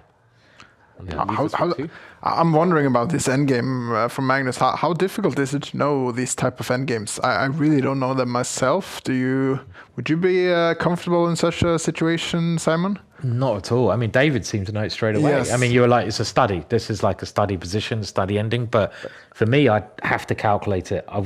I no idea. Did you learn this at a young age or something? Quite a young age, but I mean, I recognized close to the end, but to get there, he still had to calculate 7-8 moves in advance, and I mean, it's still very impressive. And now it's just 2 players on 100%. All right. Sanan Sugirov, who recently switched to play for Hungary, against Magnus Carlsen. Okay. Where they agreed to a draw in a winning position for, I think, Morozovic. Maybe Zidler. I don't remember. But one of... Okay, it's history class with Magnus Carlsen there. Yeah. And in the meantime, it's a Rosalimo Sicilian here. Quick bishop takes knight on c6. F6. Is this theory? I think so. Yeah. White has many moves here. White can Okay, he castled, but he could have also moved the knight. Everything's theory nowadays. It's all theory. Right. It's all been done. And this is the kind of opening where if you didn't know the position, which I don't either, you'd be like, Black's in danger here because it takes so long for Black to get castled. You've got to move the knight, you've got to move the bishop, and then you can move the king. So it takes 3 moves. White's already castled. So I'd be thinking like a move like this, try to blast open the position. And how do we beat Magnus? We've got to attack him, right? This is what we decided earlier. You've got to go for the attack. Can you keep the initiative going here? Magnus plays quickly and confidently, which is not a good sign if you are his opponent. Must all be theory, mustn't it? This, definitely. So.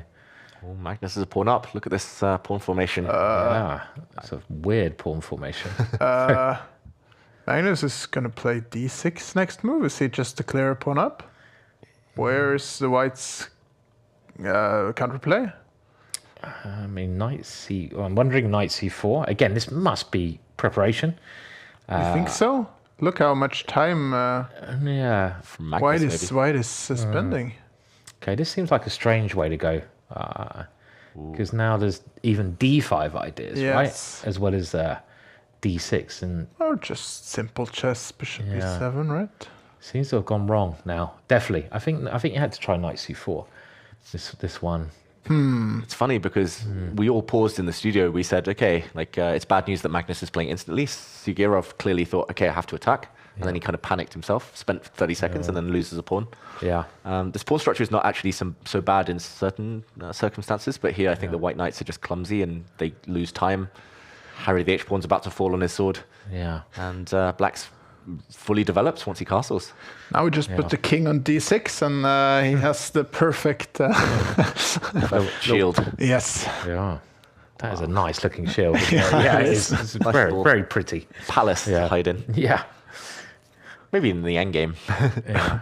Magnus did win with his king on d6 against Fabiano in the Freestyle Chess World Championship, but I don't think he'll try and repeat that again. Yeah, I don't think he had the shield that he has now either. So, But Magnus is doing very well here, probably. Yeah, the opening's gone really his way, isn't it? I mean, White's got to try to complicate things. And I like this move, at least. I mean, if your position's bad, just throw your piece at your opponent's king.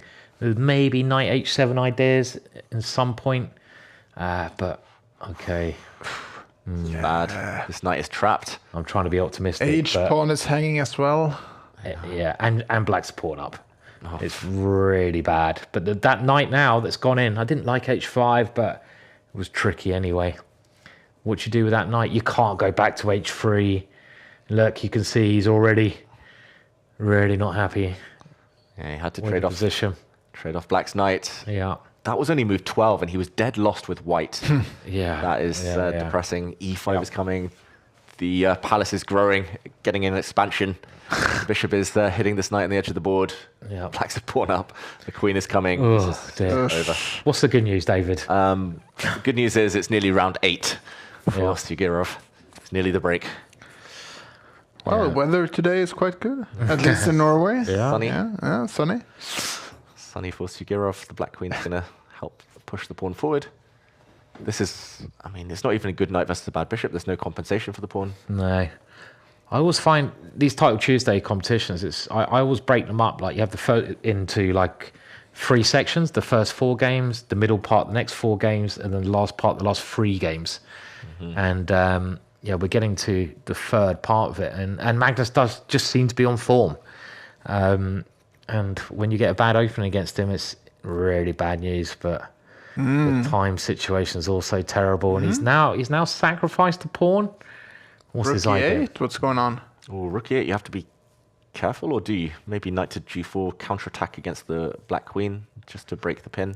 Right. Although black's still safe there. No, but then bishop G4? Yeah, bishop G4, the white queen will take. Right. So Magnus throws a pawn in first.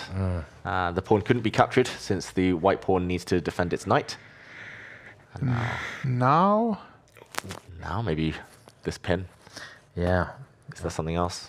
Maybe bishop takes h3. It looks pretty normal as well. I mean, just open up the white king. Yeah. To do something like that. But and then the other rook to e8, perhaps. Maybe, yeah. how many times has Magnus delivered mate already on an open king on G1 or G8? It's already like 3 or 4 times this tournament, and he's going for it again. Yeah. But he hasn't got any knights this time. He normally uses the queen of knights today. And rook e8 now played. A knight g4, I guess you just can go... Queen h4? Ooh. Coming in. Oh, that's the aggressive move. I was even thinking of retreating there, but I like your queen h4. Let's go. Oh, yeah. Look at this. Queen takes e8, queen takes h3 is the idea. Just go for checkmate. Yeah. Does that work? You just give up both rooks for the queen. So take a8, take back. Oh, queen takes h3. If that works, it's classy. Can you do it? I don't think it works. White will throw a knight out the way with a check, and then the queen comes back with a check and gets the queens off the board. Yeah. So Magnus, I think he has to take this. Careful now. Yeah, Yes. okay. And then. It's checkmate. Yeah. And then it occurs. There's knight e3 though, but you have like, I don't know.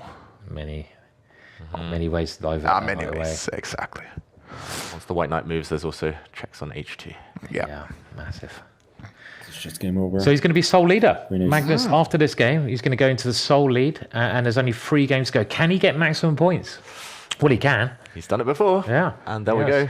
7 out of 7. Yeah. Magnus with full point that's dangerous Magnus, because now he's motivated to get 11 out of 11. I know that he loves to get full score, so he will probably play extra hard.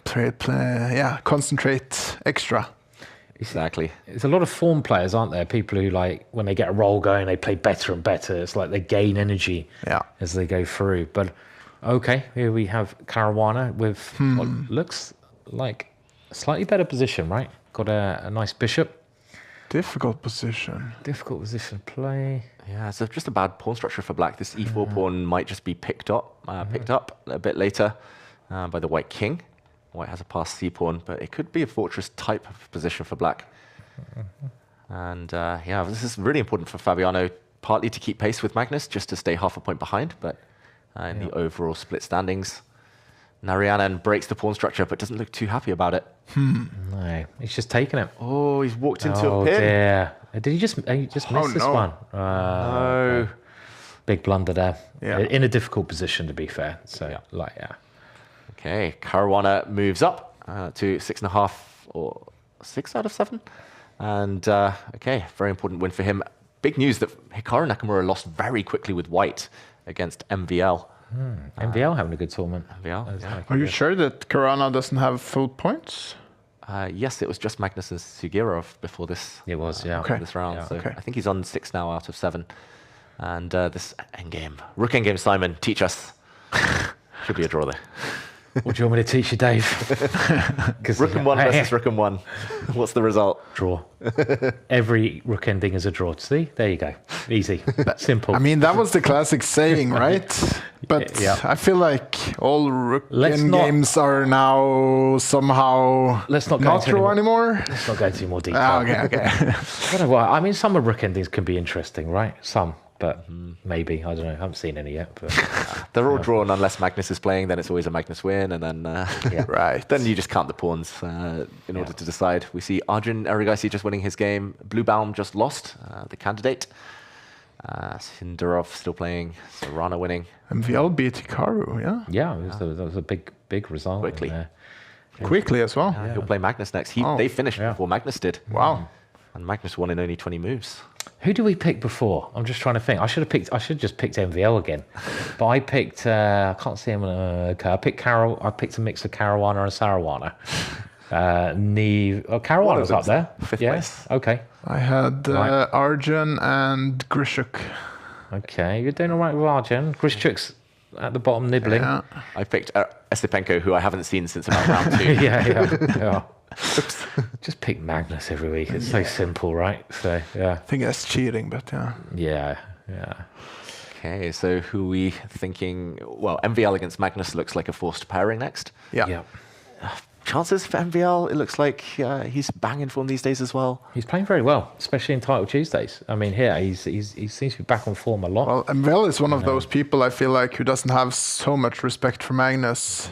He's like he can just play chess against him, not play just against Magnus, which you see a lot of players freak out. Yeah, they freak out, right? Yeah. It's like, and I think MVL's got a good style against Magnus, because if MVL can make it tactical, can attack him, that's again, as we decided, how you should really try to beat him, because he's so good in every other part of the game. So MVL got to complicate it, got to make it, just go for his king. Big game there. Yeah. There's only 3 rounds to go, right? And is the score, I guess Magnus is on 8 points, though, is that right? 3 rounds after this one. This sorry. The final round. Final round. The break. Okay, my mistake. So this is the final part of that kind of second kind of core segment in the tournament, as you said, Simon. And okay, Magnus is going back to E5. He's been playing that a lot this week, and MVL plays the Spanish, which, whoa. MVL's been playing this for ages. What is this move? I've spent my whole career studying the Roy Lopez and never come across this move for black. He's just lost the tempo. That's a funny looking move. Drunk bishop variation. The spaghetti bishop. I don't know what Magnus is eating, but this is an odd decision. The knight is now coming to hunt down that bishop. Yeah, I mean, it can't be good. I mean, it doesn't seem to have taken MVL by any surprise at all. I mean, he's just banged out some decent moves, and this is what you talked about earlier, like, JK, like Magnus playing these dodgy openings. F5, let's go. Whoa. F5. Yeah. Always a good move. The delayed reversed King's Gambit. Yeah. Dutch.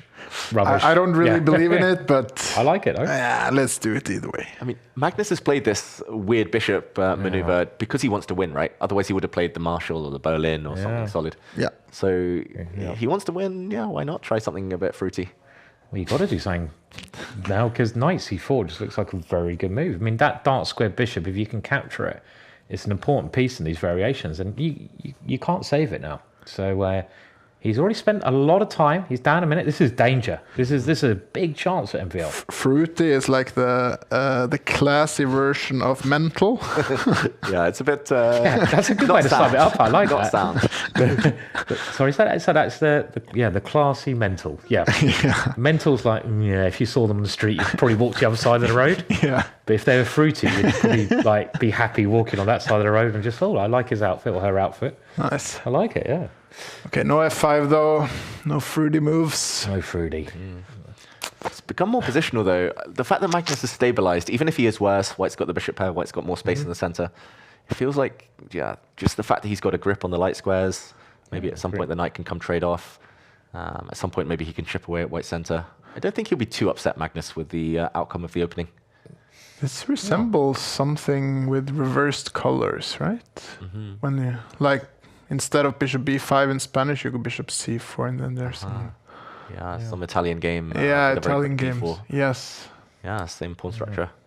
No, I agree with you, actually. I mean, he's managed to get kind of a stable pawn structure, right? I mean, I always find the danger in these positions is White can get the f-pawn going. So if you could just lift the f-pawn. He's sacked a pawn. Okay, so he's going for that big square on d5, and if you can get his bishop or something on that diagonal, that'd be very nice. I'm just trying to work out if that's a video of MVL or if it's just frozen. Is he really like that into the game? Oh no, it's a video. Okay, he's very dedicated at the moment. He blinks properly. He blinks like once every 3 minutes. Yeah, it's impressive dedication there. Yeah, and okay, pawn down for Magnus, but he has a light squared bind, a light squared grip. Yeah. White's bishop is probably the worst minor piece on the board. This is not too bad either. No, opposite colored bishops probably helps, being the pawn down. But White, of course, can't be worse here. White's got no weaknesses. White has the extra pawn. Like, from my perspective, I'm always wondering if I can play g4 to just try and get rid of the bind. But I mean, it leaves some vulnerabilities for sure. But it seems like MVL's found a clever way to get out of that pin. Better way.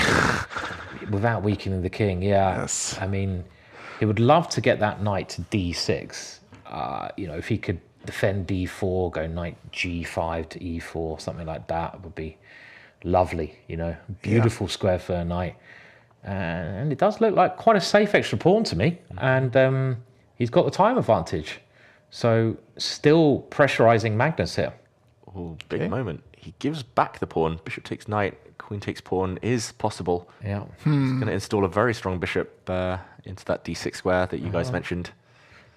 Maybe there's rook d1 to d7. Even that could be the tactical idea. Just so I don't know if you can do that even.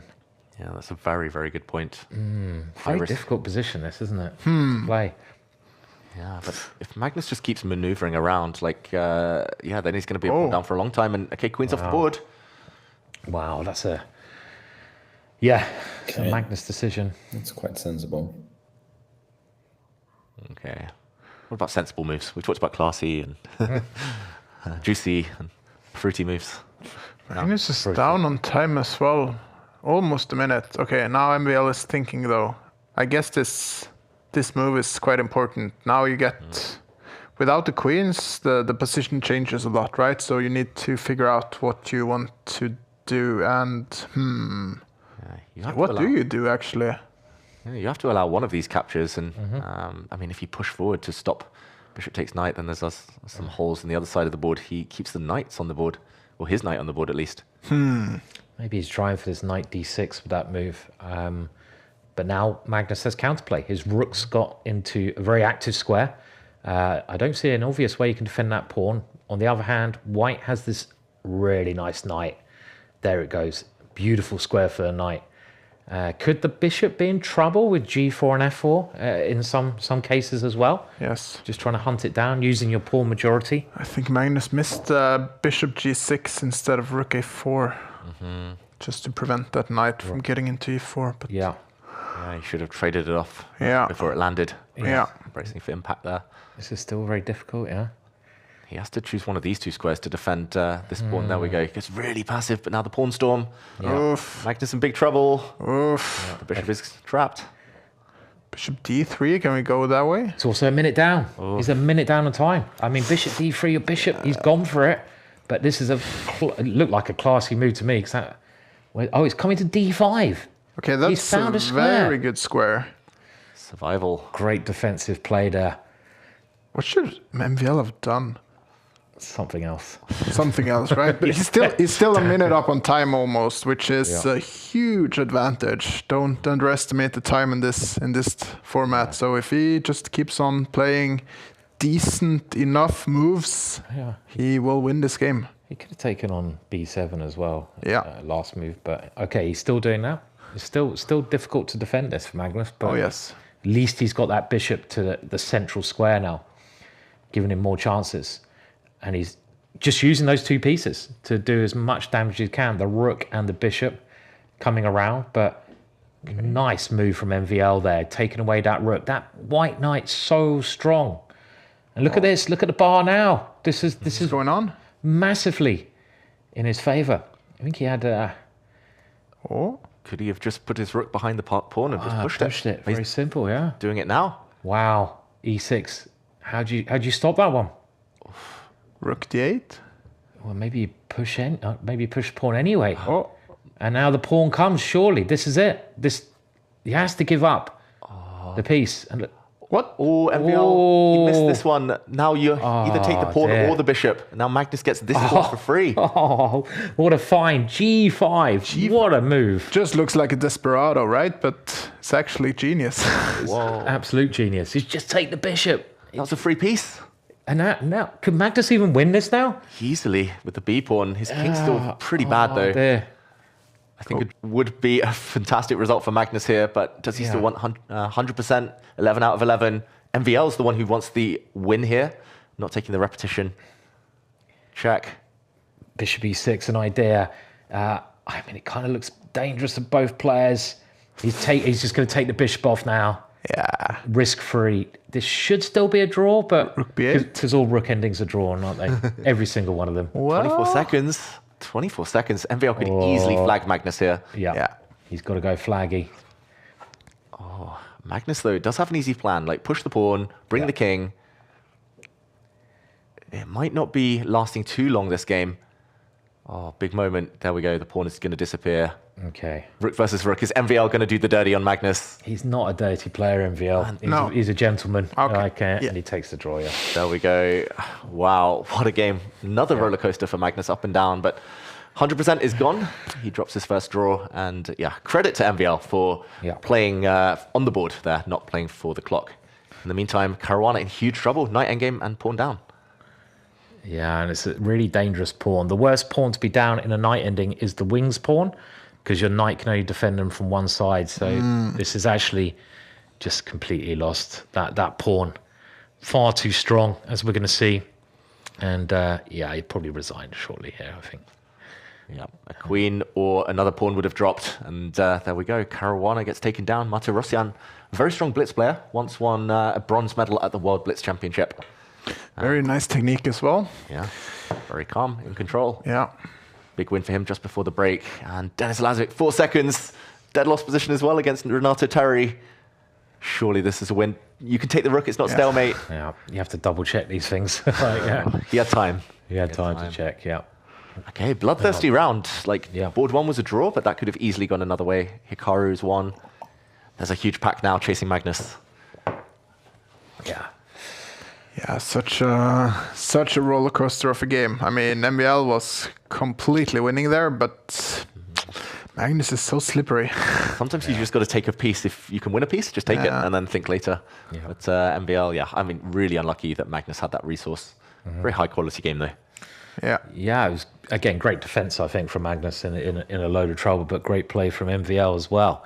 And of course, there's a little break now. Only 3 rounds to go. Magnus still looking good, but look at that pack just behind Magnus. You've got loads of people on 7 points, right? All biting at his heels.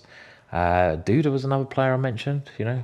I mentioned so many players that one of them take credit for all of them. Yeah, I've got to. I mentioned like 10 players, so like, you know, I was cheating a little bit. I have to agree, but like only a tad. And yeah, another great Title Tuesday. Yeah, and Simon, you mentioned it is the break. The players now have a few minutes off, and while they go to refresh themselves, we're going to take a recap of some of the highlights so far. Here we go.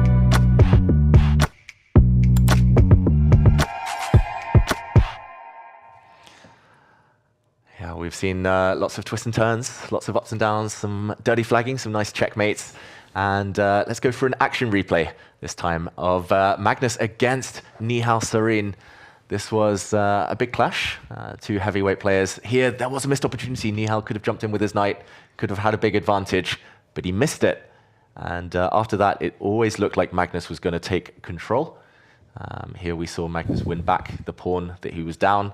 And the conversion technique here, JK, it was just really, really impressive. That king of pawn endgame that we talked about earlier, probably instructive for everyone at home to go back and study. Absolutely. I mean, I would have been so stressed in this position, even after c5, which we just saw. Giving up this pawn a couple of moves is not something you do very lightly if you're not sure what you're doing. And then Magnus, he converts this into a very interesting pawn endgame. Only 2 pawns each, but yeah. If you are going to play like this, you really need to know what you're doing. And Magnus knows. So, yeah, good for him. Yeah, a mixture of calculation, Simon, and just fantastic knowledge. Like his memory is unique. And yeah, he just seems to do it day in, day out, year in, year out. Magnus, he's still in the lead thanks to games like that. Yeah, really nice play. I mean, he had to calculate so quickly there because it was like 10 moves. Maybe he knew that ending. I mean, like the position, it was a study, but you still need to see how you're going to get there, right? And he had that all planned. I mean, it's kind of why he's Magnus Carlsen, though, right? He's good at these things, yeah. And talking of Magnus, here at Take, we do encourage you to go and join the waitlist for the new app. That is currently a QR code at the top of our screens. We're jumping in again to the Take app. Wow, it looks like the CEO here at Take's been playing a few games. Okay, I'm going to jump us into one of my games just because lately I have been trolling a little bit. I must admit, guys, sorry. Yeah. And I'm going to take you into this this game where I must be, yeah, I must admit I'm very proud of the final position. It's going to load up in a second, hopefully. I've kind of sprung this on everyone last minute, but if I just bring everyone to the end of the game, what kind of rubbish was that you're playing? If you follow me, everyone at home, if you want to be my friend on Take, you can check out all these Mona Lisa checkmates that I'm trying to achieve. Oh, wow. Oh, is that what you call it? Mona Lisa? Yeah, I mean, I'm ripping off Aman Hambleton, who got there first. But Yeah, positions like this, and of course you can go back and analyze your own games. You can see that I've been trolling a little bit. I recently played a game where I made 26 knight moves to start, but I don't recommend that at home. But there we go. Magnus calling me not Alpha Zero, but Beta Zero in the chat here because I was trying to push all my pawns forward at the start of the game. And yeah, I can't promise at home that Magnus will be too kind to you, but he does follow people. He does check things out in the app, and yeah, there we go. You can have some fun. Have some fun with it. That's what chess should be. It should be fun, right? So, like, Can't believe I just showed everyone that. Like, yeah, that being was trolled fun. by Magnus, the best player of all time. But anyway, that is the latest glimpse into the app. Go join the waitlist. Some very special things are coming as well. We're still getting better every single day. Okay, what are our predictions now? Is Magnus going to take it home? Well, his favourite. I'm going to say that. I mean, he's playing really well. I mean, that was a really important game, I feel, because he held I think a position that any other player would have lost against MVL. And MVL was on top form there. Obviously, big favourite. I mean, 3 games to go. I'm just looking at the names behind him, who he could lose to potentially. And I'm drawn to the, Duda. He's lost in before various times in Type Tuesday, I think, too. So, yeah, but okay, big favourite. Yeah, interestingly enough, Magnus has already played 3 of the players on 7 points. Like MVL, Nihal, and Terry has played, so he's now facing either Arjun, Matrosian, Syndra, or Duda. I don't know what the pairing Oracle has to say about this, David. Well, I would love to see him play Matarozin. I think he's going to play Arjun, just because colours match, and Arjun, I believe, is probably the higher rated of the bunch. It's done on Chess.com rating. But I don't know if you guys were watching the World Blitz when Magnus was like fumbling all the pieces. He sent pieces flying. One of them, he knocked down most of the pieces on the board. And it was against Matarosian, and Magnus got defaulted that game for pressing the clock when it was still his move. So a bit of beef there, maybe. Matarosian was really, really happy about that win, even though it was slightly controversial. But there we go. Okay, not to be this round, but maybe later. It is Magnus against Arjun. Okay, big game.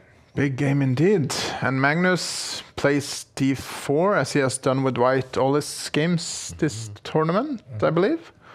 Yeah. So... Okay, but no Carlsbad this time around.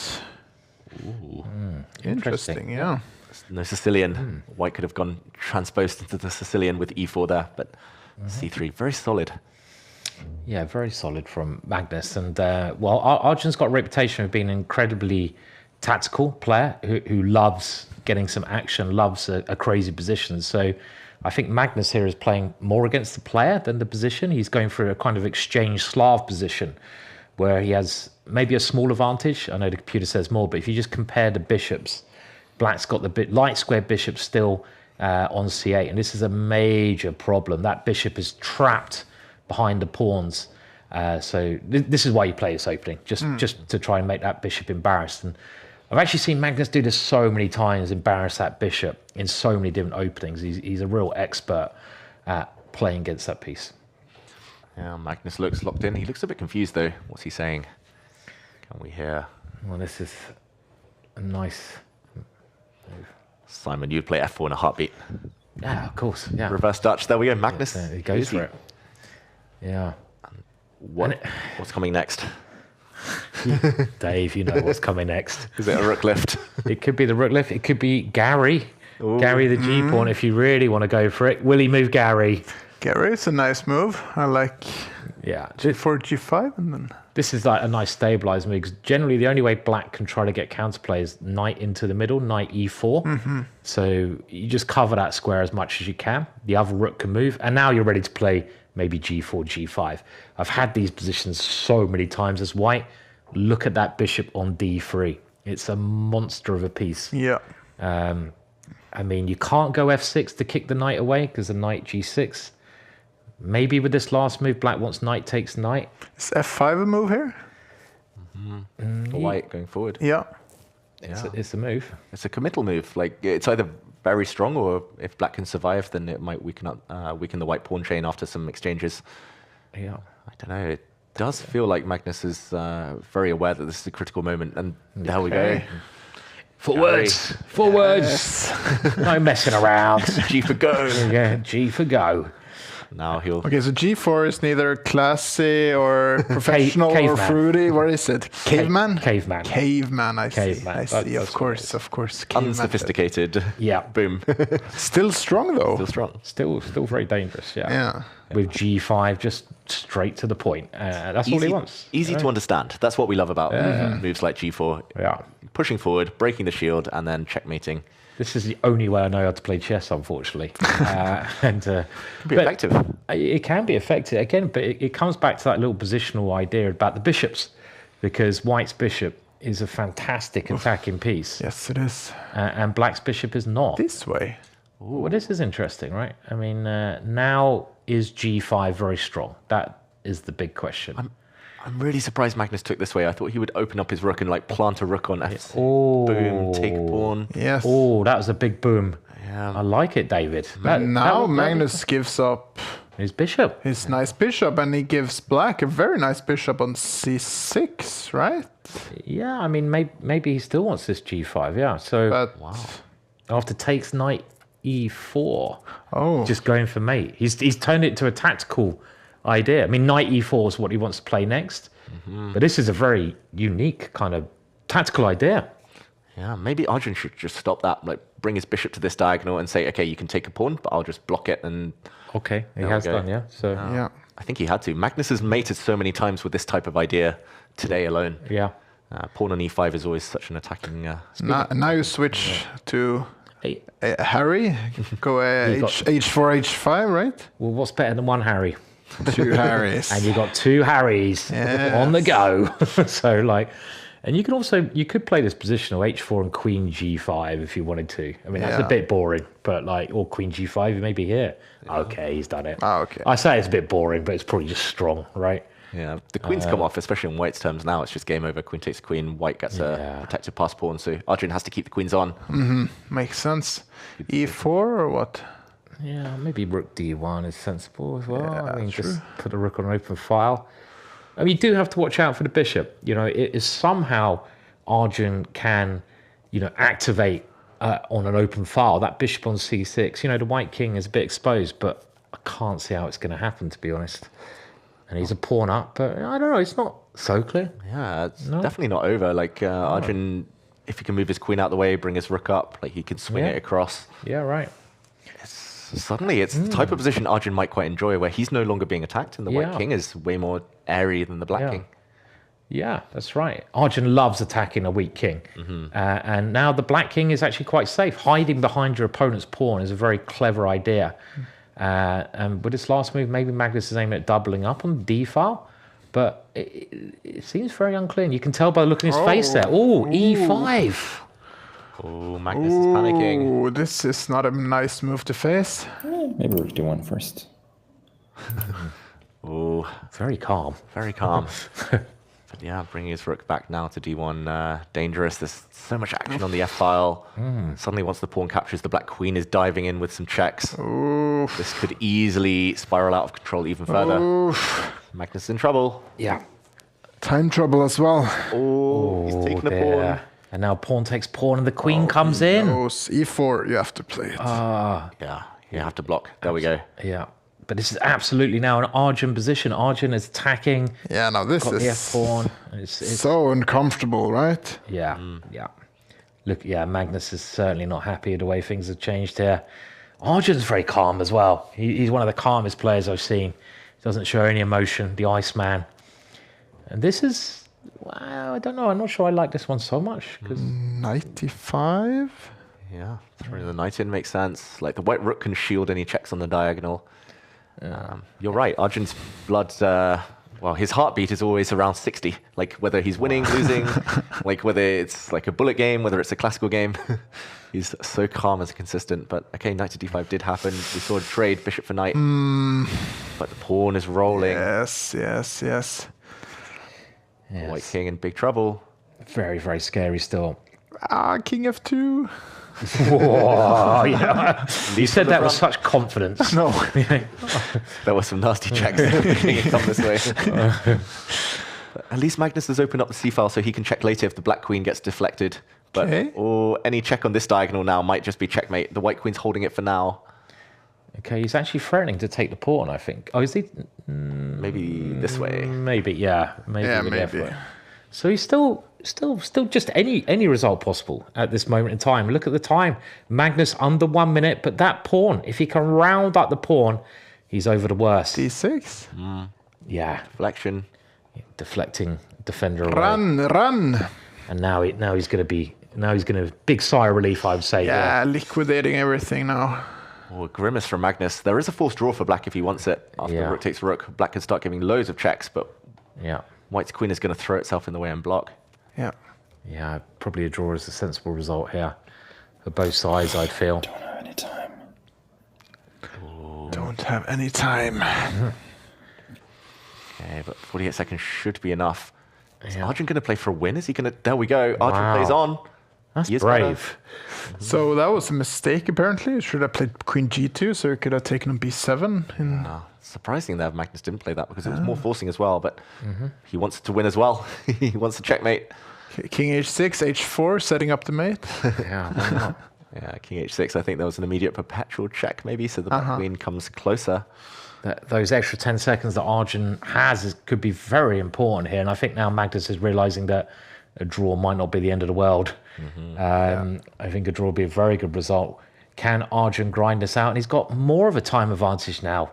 You've got to move, Magnus, if you want to save this one. Magnus just has to guess with this king. Like, there's no right or wrong at this point. Just move. Just pre-move. And there goes a pawn. Another pawn. Ooh, is he going to give perpetual? Oh. So it seems. Looks like he's getting it. He's getting the black pawns. Yeah. Does Arjun try and flag? He does. Ooh. He's going to try and flag Magnus. The dead drawn position. Dirty flagging. Yes. Everything's protected. Magnus here just needs to just move his king back and forward. He's got that 10 seconds, though. Yeah, but the black king's so safe, can't really be checked. White's king is so open, can be checked. Yeah. I have a bad feeling. Yeah. Ooh. Magnus, this is the danger zone now. What, under 10 seconds is really scary. What was happening there? Was it repeated? It was threefold or? Threefold repetition. Oh. Whoa. Lucky. Yeah. Arjun letting Magnus off there. Yeah. That was a very close run thing. Magnus smiling. Look at that relief there. I think more than anything.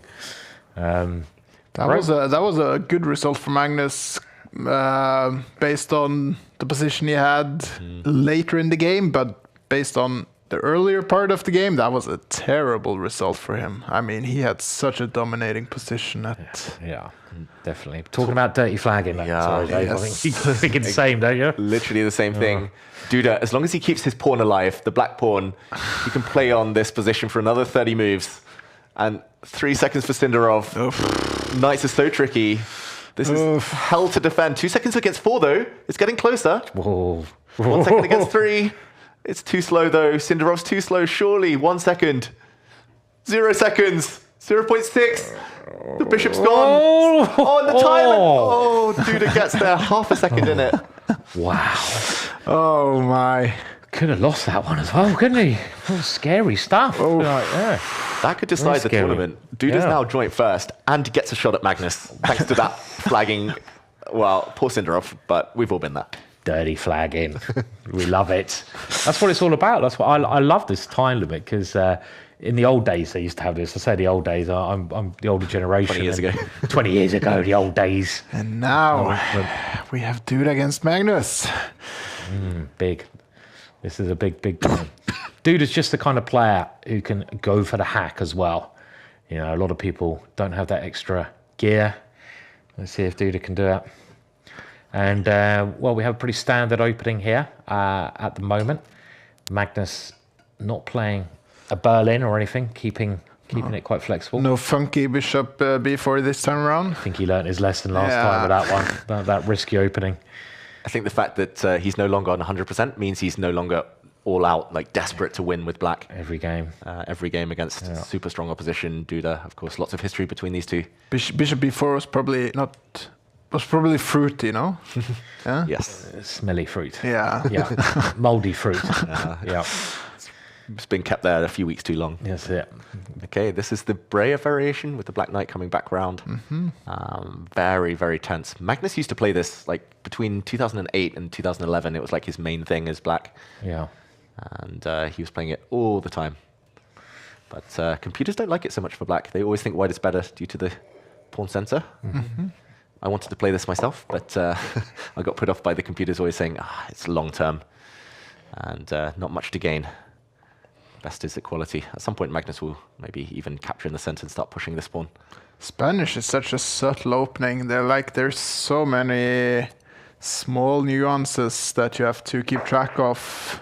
I always mix up all of these variations. I don't I don't understand what's going on. They all look the same these days. Yeah, they do, but they really are not. I mean, I just never play Spanish because I don't know what's going on. Yeah. I get as far as move 2 and play the King's Gambit. Much more fun. Yeah, caveman chess. Yeah. Physically incapable of touching the knight and bringing it out. I don't know what you're supposed to do after that one. I mean, this has got a grand history, though, hasn't it? This opening's been played. I think Kasparov, Karpov had many battles in this kind of setup, similar setup to this. Yeah, Magnus himself has played this with white, black, in World Championship matches, this type of position. Yeah. And I was going to say you can just build up forever, improve the rook with white, but Duda senses a moment to trade off, transition things. That pawn was attacked, so black had to take with the pawn to open up his bishop, and now there's a nice outpost for the white piece, maybe, or at least a backward pawn to stare at. Yeah, another logical move, bringing the last piece into the game. And but I like your idea, David, of putting that light square bishop towards the f7 pawn when the white knights could potentially dive in as well. Looks quite dangerous for Magnus at this moment in time. How do you coordinate here? Okay, so c5 makes a lot of sense, but it's a mistake apparently. Yeah, I mean, this bishop c4 looks very scary. I mean, you're on the verge of just having a winning tactic there. Yeah, true. Knight g5, maybe even bishop takes f7 is starting to nibble. Yes. Bishop f7 could be a winning move here. King takes queen c4 check. And queen e7 is not possible due to knight f5. And I don't think you can play knight b6 because of bishop g5. That was the move I wanted to play because I thought I need to get rid of this bishop. But bishop g5 I thought was maybe you can grab the pawn, but I'm greedy. I wanted to open up the black king with bishop g5. Even better. And just take that knight. And this looks really bad for Magnus. I mean, he's got no coordination here. Let's see if he's getting outplayed. He is. c5 immediately. Yeah, he's been outplayed. I think it's almost too late. Look at his face. He knows it. Yeah, the position's just got horrible. This pawn structure, especially with knights around. Yeah. Really ugly. Really bad. I mean, look at that square on f5 for white's knight, but you might even better go for a direct attack with knight h5 as well. And even better. Maybe I should start playing these positions. I'm kind of I'm liking the look of it, a lot. I think you would have won Title Tuesday if you'd played today. Clearly. The form, the fire, the feel. The other knight's coming too. Yes. That's some white knight magic here. And also, if you go knight takes bishop, that might be a rook d7. It's all coming together. So wow, rook lift at the very least. Yeah. So I get very excited by Duda's position, as you can tell. I'm like, why didn't I play these when I was a kid? I'd be at least 2,800 by now, if not higher. On Chess.com or on FIDE? Well, FIDE, of course. So. And the knight is coming. The knight is coming in. Yeah. Oof, yikes. This is not fun. It's not fun at all.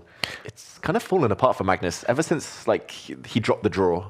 His streak was broken.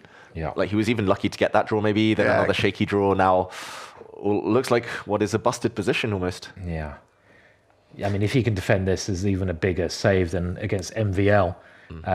Just because the black king is so weak and those knights are so strong. Well, I see that engine gives white a huge advantage, but I don't see any immediate knockout blow, do you? I think he'd surely just build up. Yeah, I mean, the queen can come, the rook can come. Just keep moving the pieces towards black's king. Just like queen d3, g3. Yeah. Well, there's not much counterplay. Or even like this. Yeah, the queen comes around. Is it mate though? I don't see a killing blow at the moment, but just bring in the rook as well. Rook a3, g3, and then. Yeah, maybe you don't even need the rook on d1. You know, maybe you don't. Maybe you could just give the rook up on d1, king h2. Okay, let's trade a rook first on d8, just to. That's sensible though. Yeah. Okay, so here, you want to play rook d8 and rook e3. That could be the killer. Okay, we might have to accept that black gets a new queen, but this is sensible. Yeah, more sensible. There's no way you can defend this position with against someone as strong as Duda. No, it's impossible. He's too good. It's like there's no counterplay at all. No, there's nothing to do. It's literally boom, boom, mate. Yeah. There's nothing to. And here it comes. Surely rook e3 now.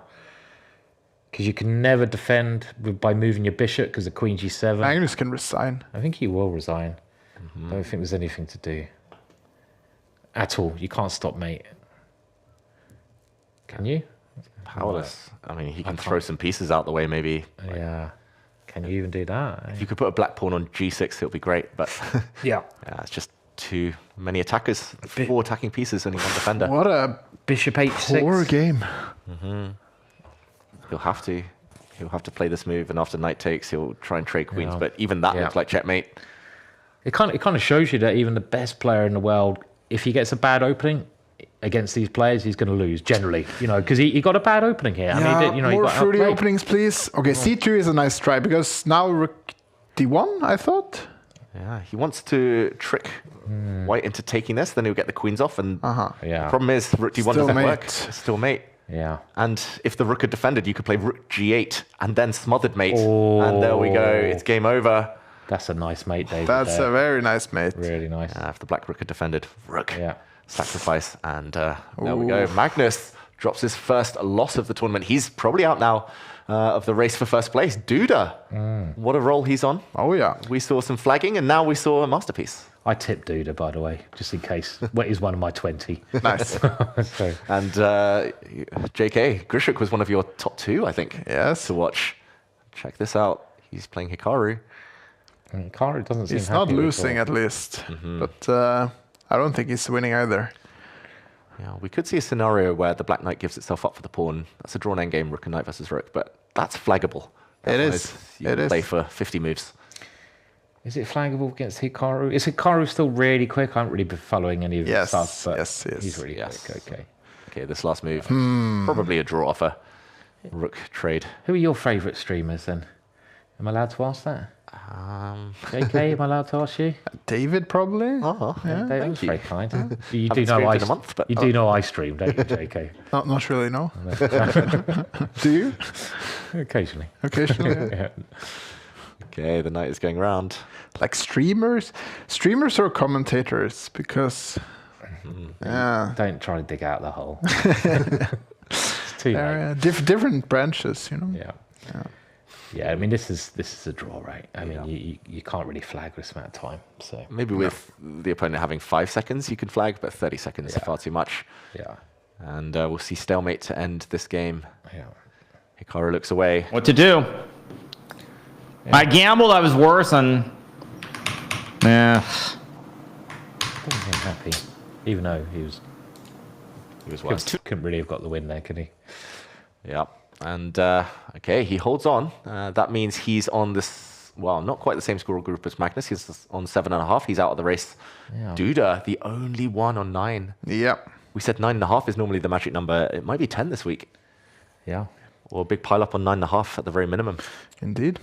So Duda wins his next game. He's won it outright. And if he draws, it'll just come down probably to tiebreak. Okay, so who has Duda played against?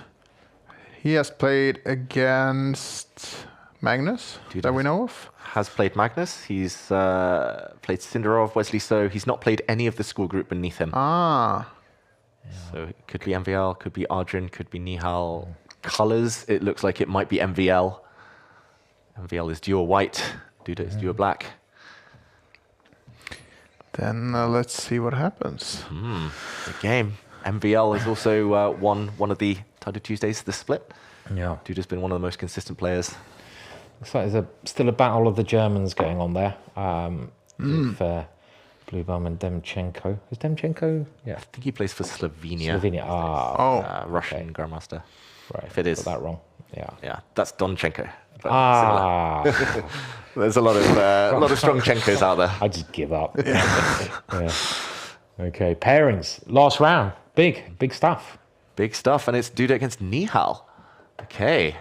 Who's happiest about that, do you feel? Nihal because he gets a shot, or Duda because he's dodging MVL? I think he'd be happy he's getting another white because he's so good with white. I mean, he crushed Magnus with the white pieces, and he gets that second white. I mean, that's massive. And he knows if he wins this game, he wins the whole thing. So we have the Queen's Indian, quite a solid opening from Nihal.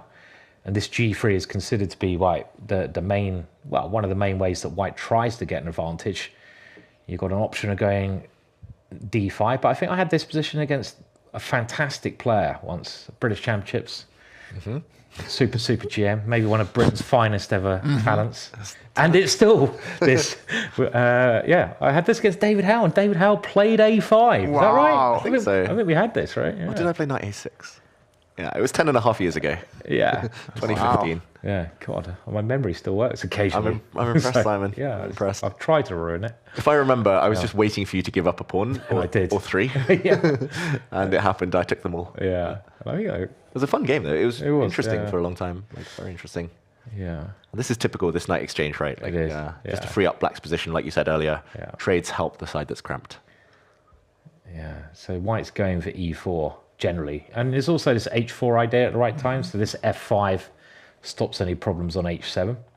And black, pretty solid here, but you generally want to be white, I think, a little bit in these positions.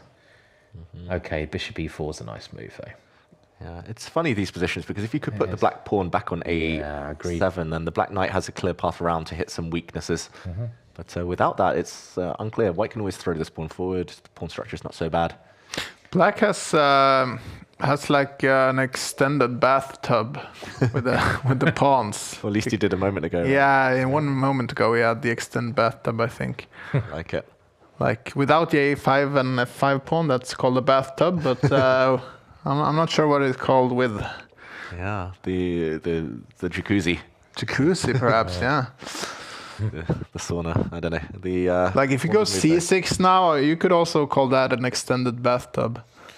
I love it. Pawn structure discussions are my favorite thing as a commentator. But okay, bishop coming out. I don't really like what Duda's doing. Like, I don't see any activity for white, and long term he's always going to be suffering with these pawns. Yeah, I see that the engine favors Nihal quite a bit. Yeah. Must just be the pawn structure, right? Yeah. And those double pawns and the weak A pawn as well. They're all little things. And that move, though, again, it changes. Is there a D5 then? It has to be. Maybe, yeah. Trying to get the E6 square. Yeah. And if he's allowed that, it's a bit slack to allow that one, because that's always an idea of white's. He could have kicked the knight away first and then moved his knight. Yeah, why didn't he do that? That was a bit of a strange decision. Oh, and Duda doesn't push forward. It feels like Duda's playing it safe. He knows he's in the lead. Yeah, he just wants to draw, and then he claims he has better tie breaks or something. Possible, but that's a lottery. Yeah, you've got to play for the win in these positions. I mean, this last move, I guess, is preparing E4, but Nihal stops that immediately by kicking the knight back.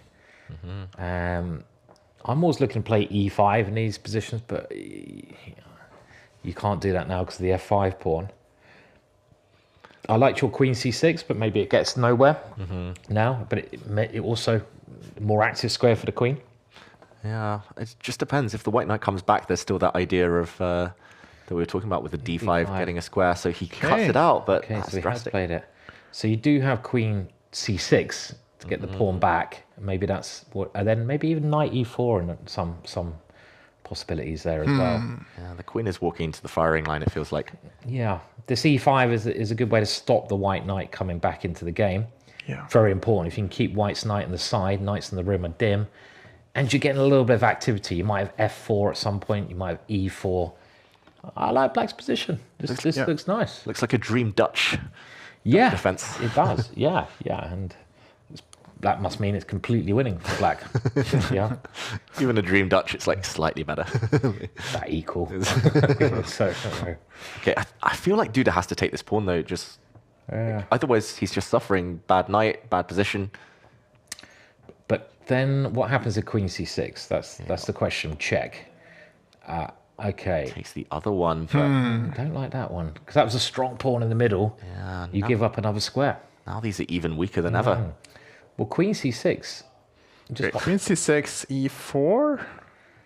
Yeah. I just want to see what Nihal was singing along to. Can we hear? Yeah. He's just feeling the beat of his moves. And the beat goes on.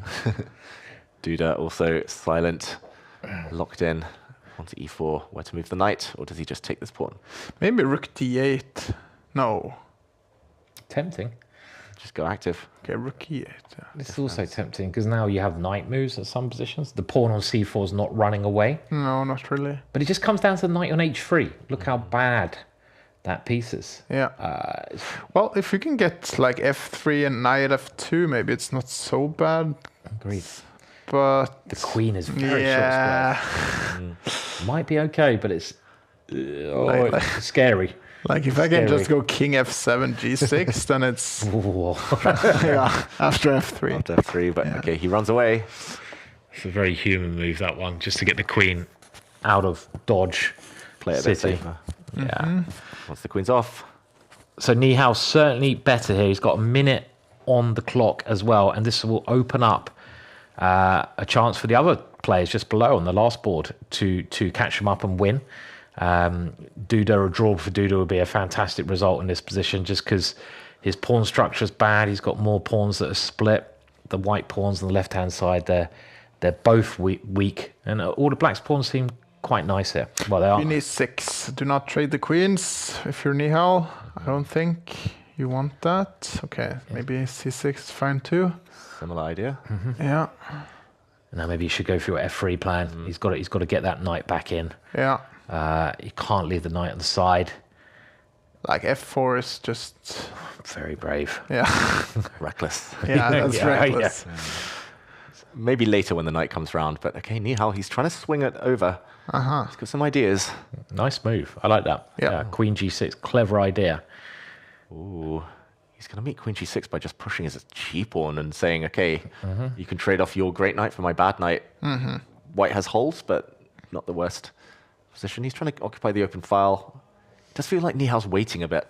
Yeah. Not sure if that's the best technique. Yes, better time though still, so...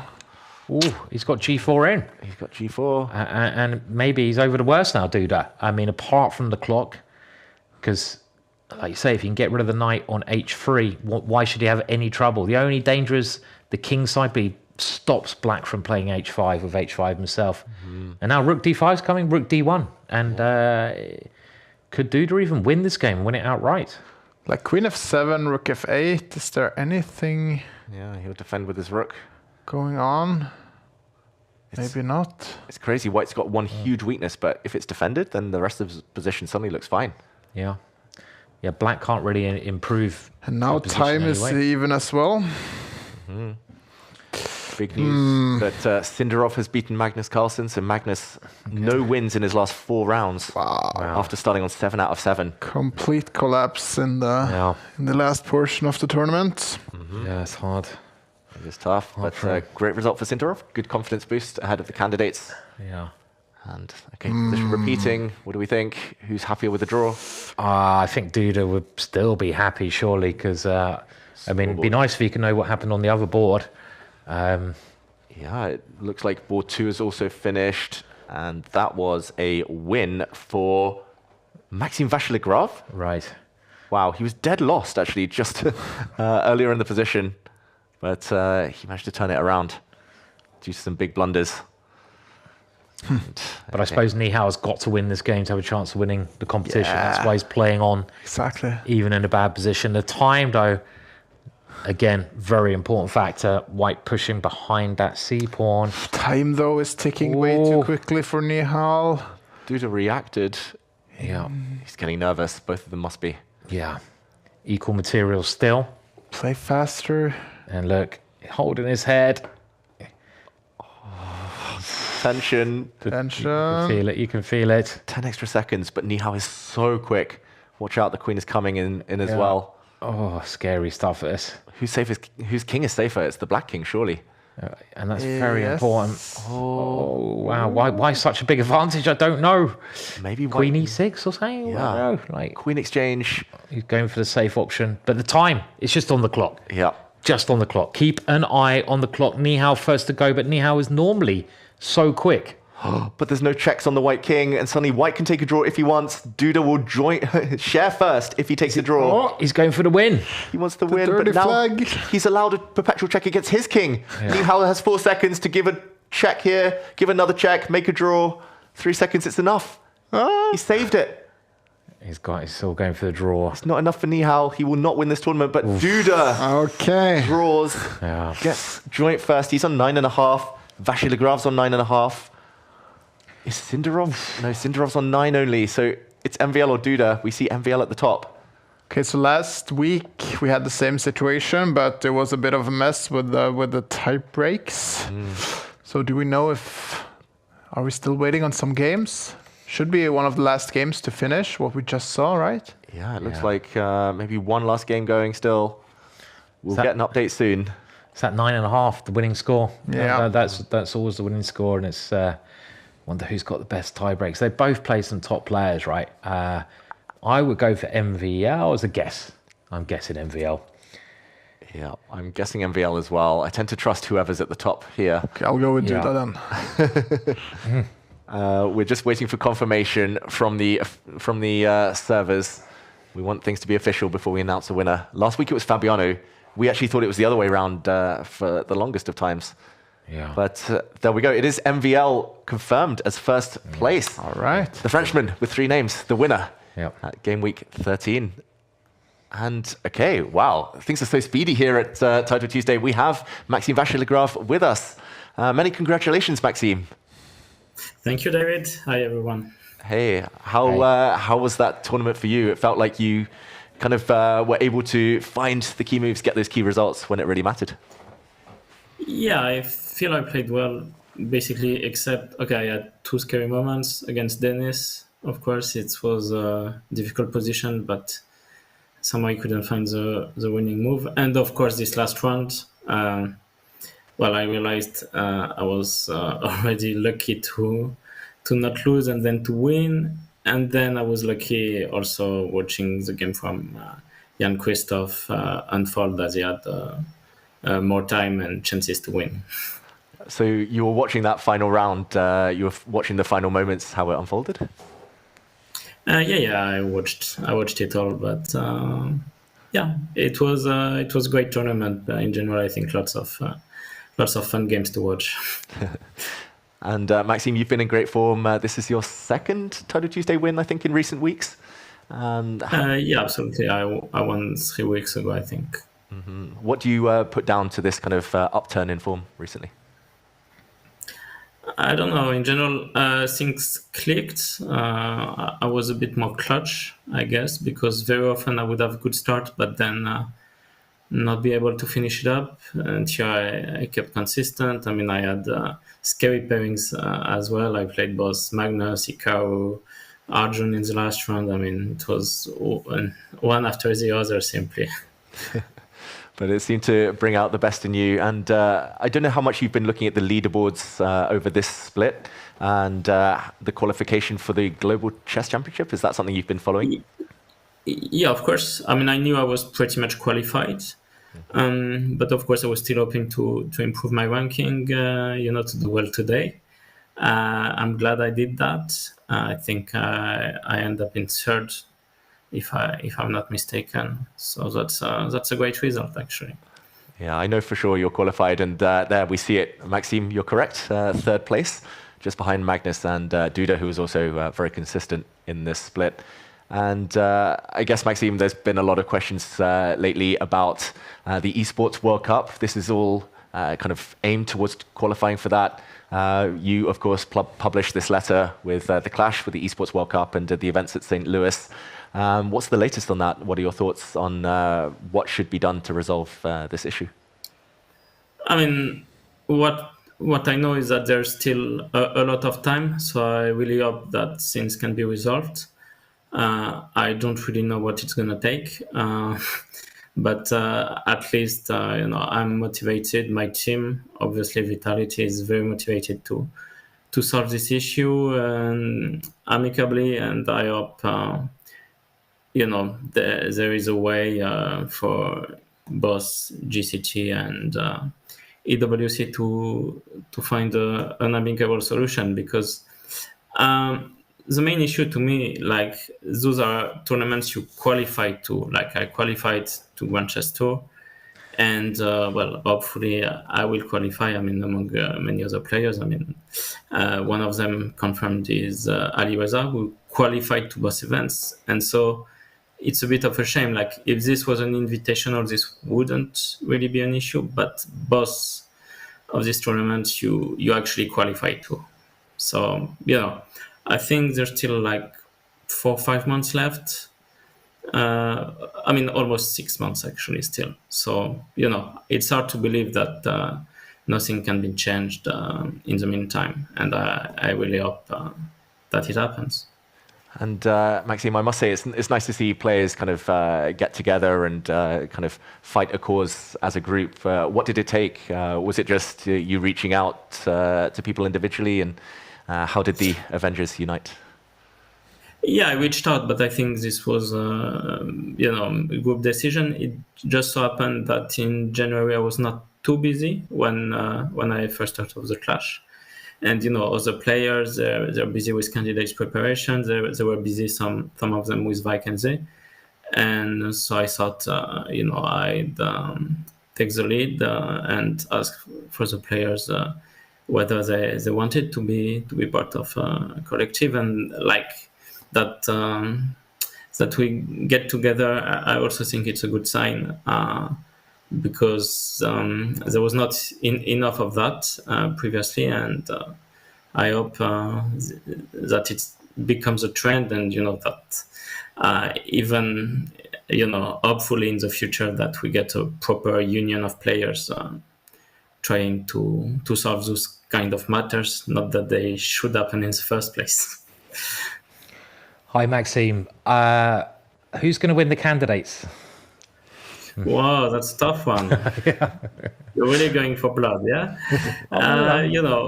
Surprisingly, I feel like, and I've said that already, that I wouldn't discount any player. And, I mean, there are the obvious favorites, but, I mean, for instance, Fabi should be a slight favorite. He has lots of experience playing candidates. He was often extremely close. So, I mean, if you have to pick someone, I guess it's going to be Fabi. But I have a feeling this is going to be a really close one. Okay, thanks. Ooh, yeah, I think, echoing the thoughts that we were discussing here in the studio earlier. Maxime, what's next for you after this? I guess more Title Tuesdays. I mean, there's obviously leagues. I'm gonna play the freestyle event in Karlsruhe. The Bunker Chess Festival. This is always a fun one. Of course, I've been playing for Baden-Baden for 10 years already, sort of. So it's always a pleasure to be there. It's gonna be a fun event. And then I'll move to Grand Chess Tour and other fun stuff. But Maxime, yeah, great to hear that you'll be playing more Title Tuesdays. We look forward to following you there, and well done on your success this week. Yeah, thank you. And of course, there's the Global Chess Championship that I'm qualified to. Exactly. Plenty to look forward to. Congrats, Maxime. Yes. Thank you.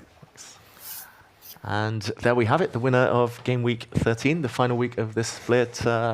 Christian, it seemed like he was in great spirits. Oh yeah, great performance, great spirits, and also it can be mentioned that he was a bit unlucky against Magnus, actually. He was outplaying Magnus, but only got away with the draw, so he could have won with even better score if he had maximized his potential. Yeah, I think he fully deserved to win, without a shadow of a doubt there. I mean, he played great chess. You're right, he could have beaten Magnus as well. He seems to win when I'm here, so that's, well, I need to come in more often if he wants to win, I guess. His lucky charm. Yeah. Yeah. In the meantime, we do have an action replay of Duda's win against Magnus Carlsen, where Duda, he was another star of this week. Missed out on tiebreaks. He actually finished second in the split overall. Very impressive, especially this game. Yeah, seems like Magnus didn't really know what to do in this position, and then his position just seems to be so difficult to play, right? Then like this just crumbles. Yeah. I don't know how to even describe it. It seems like Magnus was not really understanding what was going on, how big of a crisis this position actually was, and then couldn't find anything better than get a simply lost position. Yeah, I think it's too late by here, right? I mean, something's gone wrong before this. Yeah, all of the white pieces playing a good role here. All white pieces just on perfect squares, and checkmate was about to end the game. Magnus, we saw in his face, just great start for the week for him, but all fell apart towards the end. And it did feel like Magnus, maybe that shave, it was going to be his week, fresh start, but it wasn't to be. And he fell away. Guys, it's been a pleasure sharing the studio with you again. JK, Simon, what's been the highlight for you? Any final words? See you next Tuesday. Been very nice to be here. And Simon?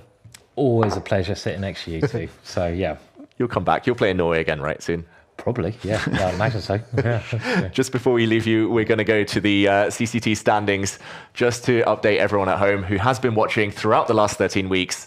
It was a big few months for some of these players. Magnus, Denis Lazovic, Alireza Fruja qualifying for the Esports World Cup. We'll see them in the summer, in August, pending some dates changes maybe. And Hikaru, of course, very consistent. Fabiano Caruana, and we see the rest of those top players there in the in pole position now for qualifying for the Esports World Cup. It's 1st to 7th that we see there, but the race is still on and plenty to look forward to. That just leaves me to say thank you for everyone who has been watching. On behalf of everyone here at Take, on behalf of Simon, JK, thank you, and we'll see you again next week when the spring split starts. Conan. Oh, big reaction.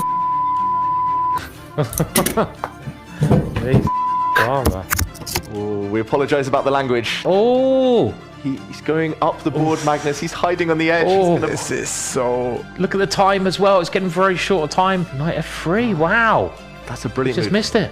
Hitting the white queen, and next move you trade rooks, and the black knight is at least going back to a safe square. Maybe more. Then he's just untangling, right? Oh, he didn't find it.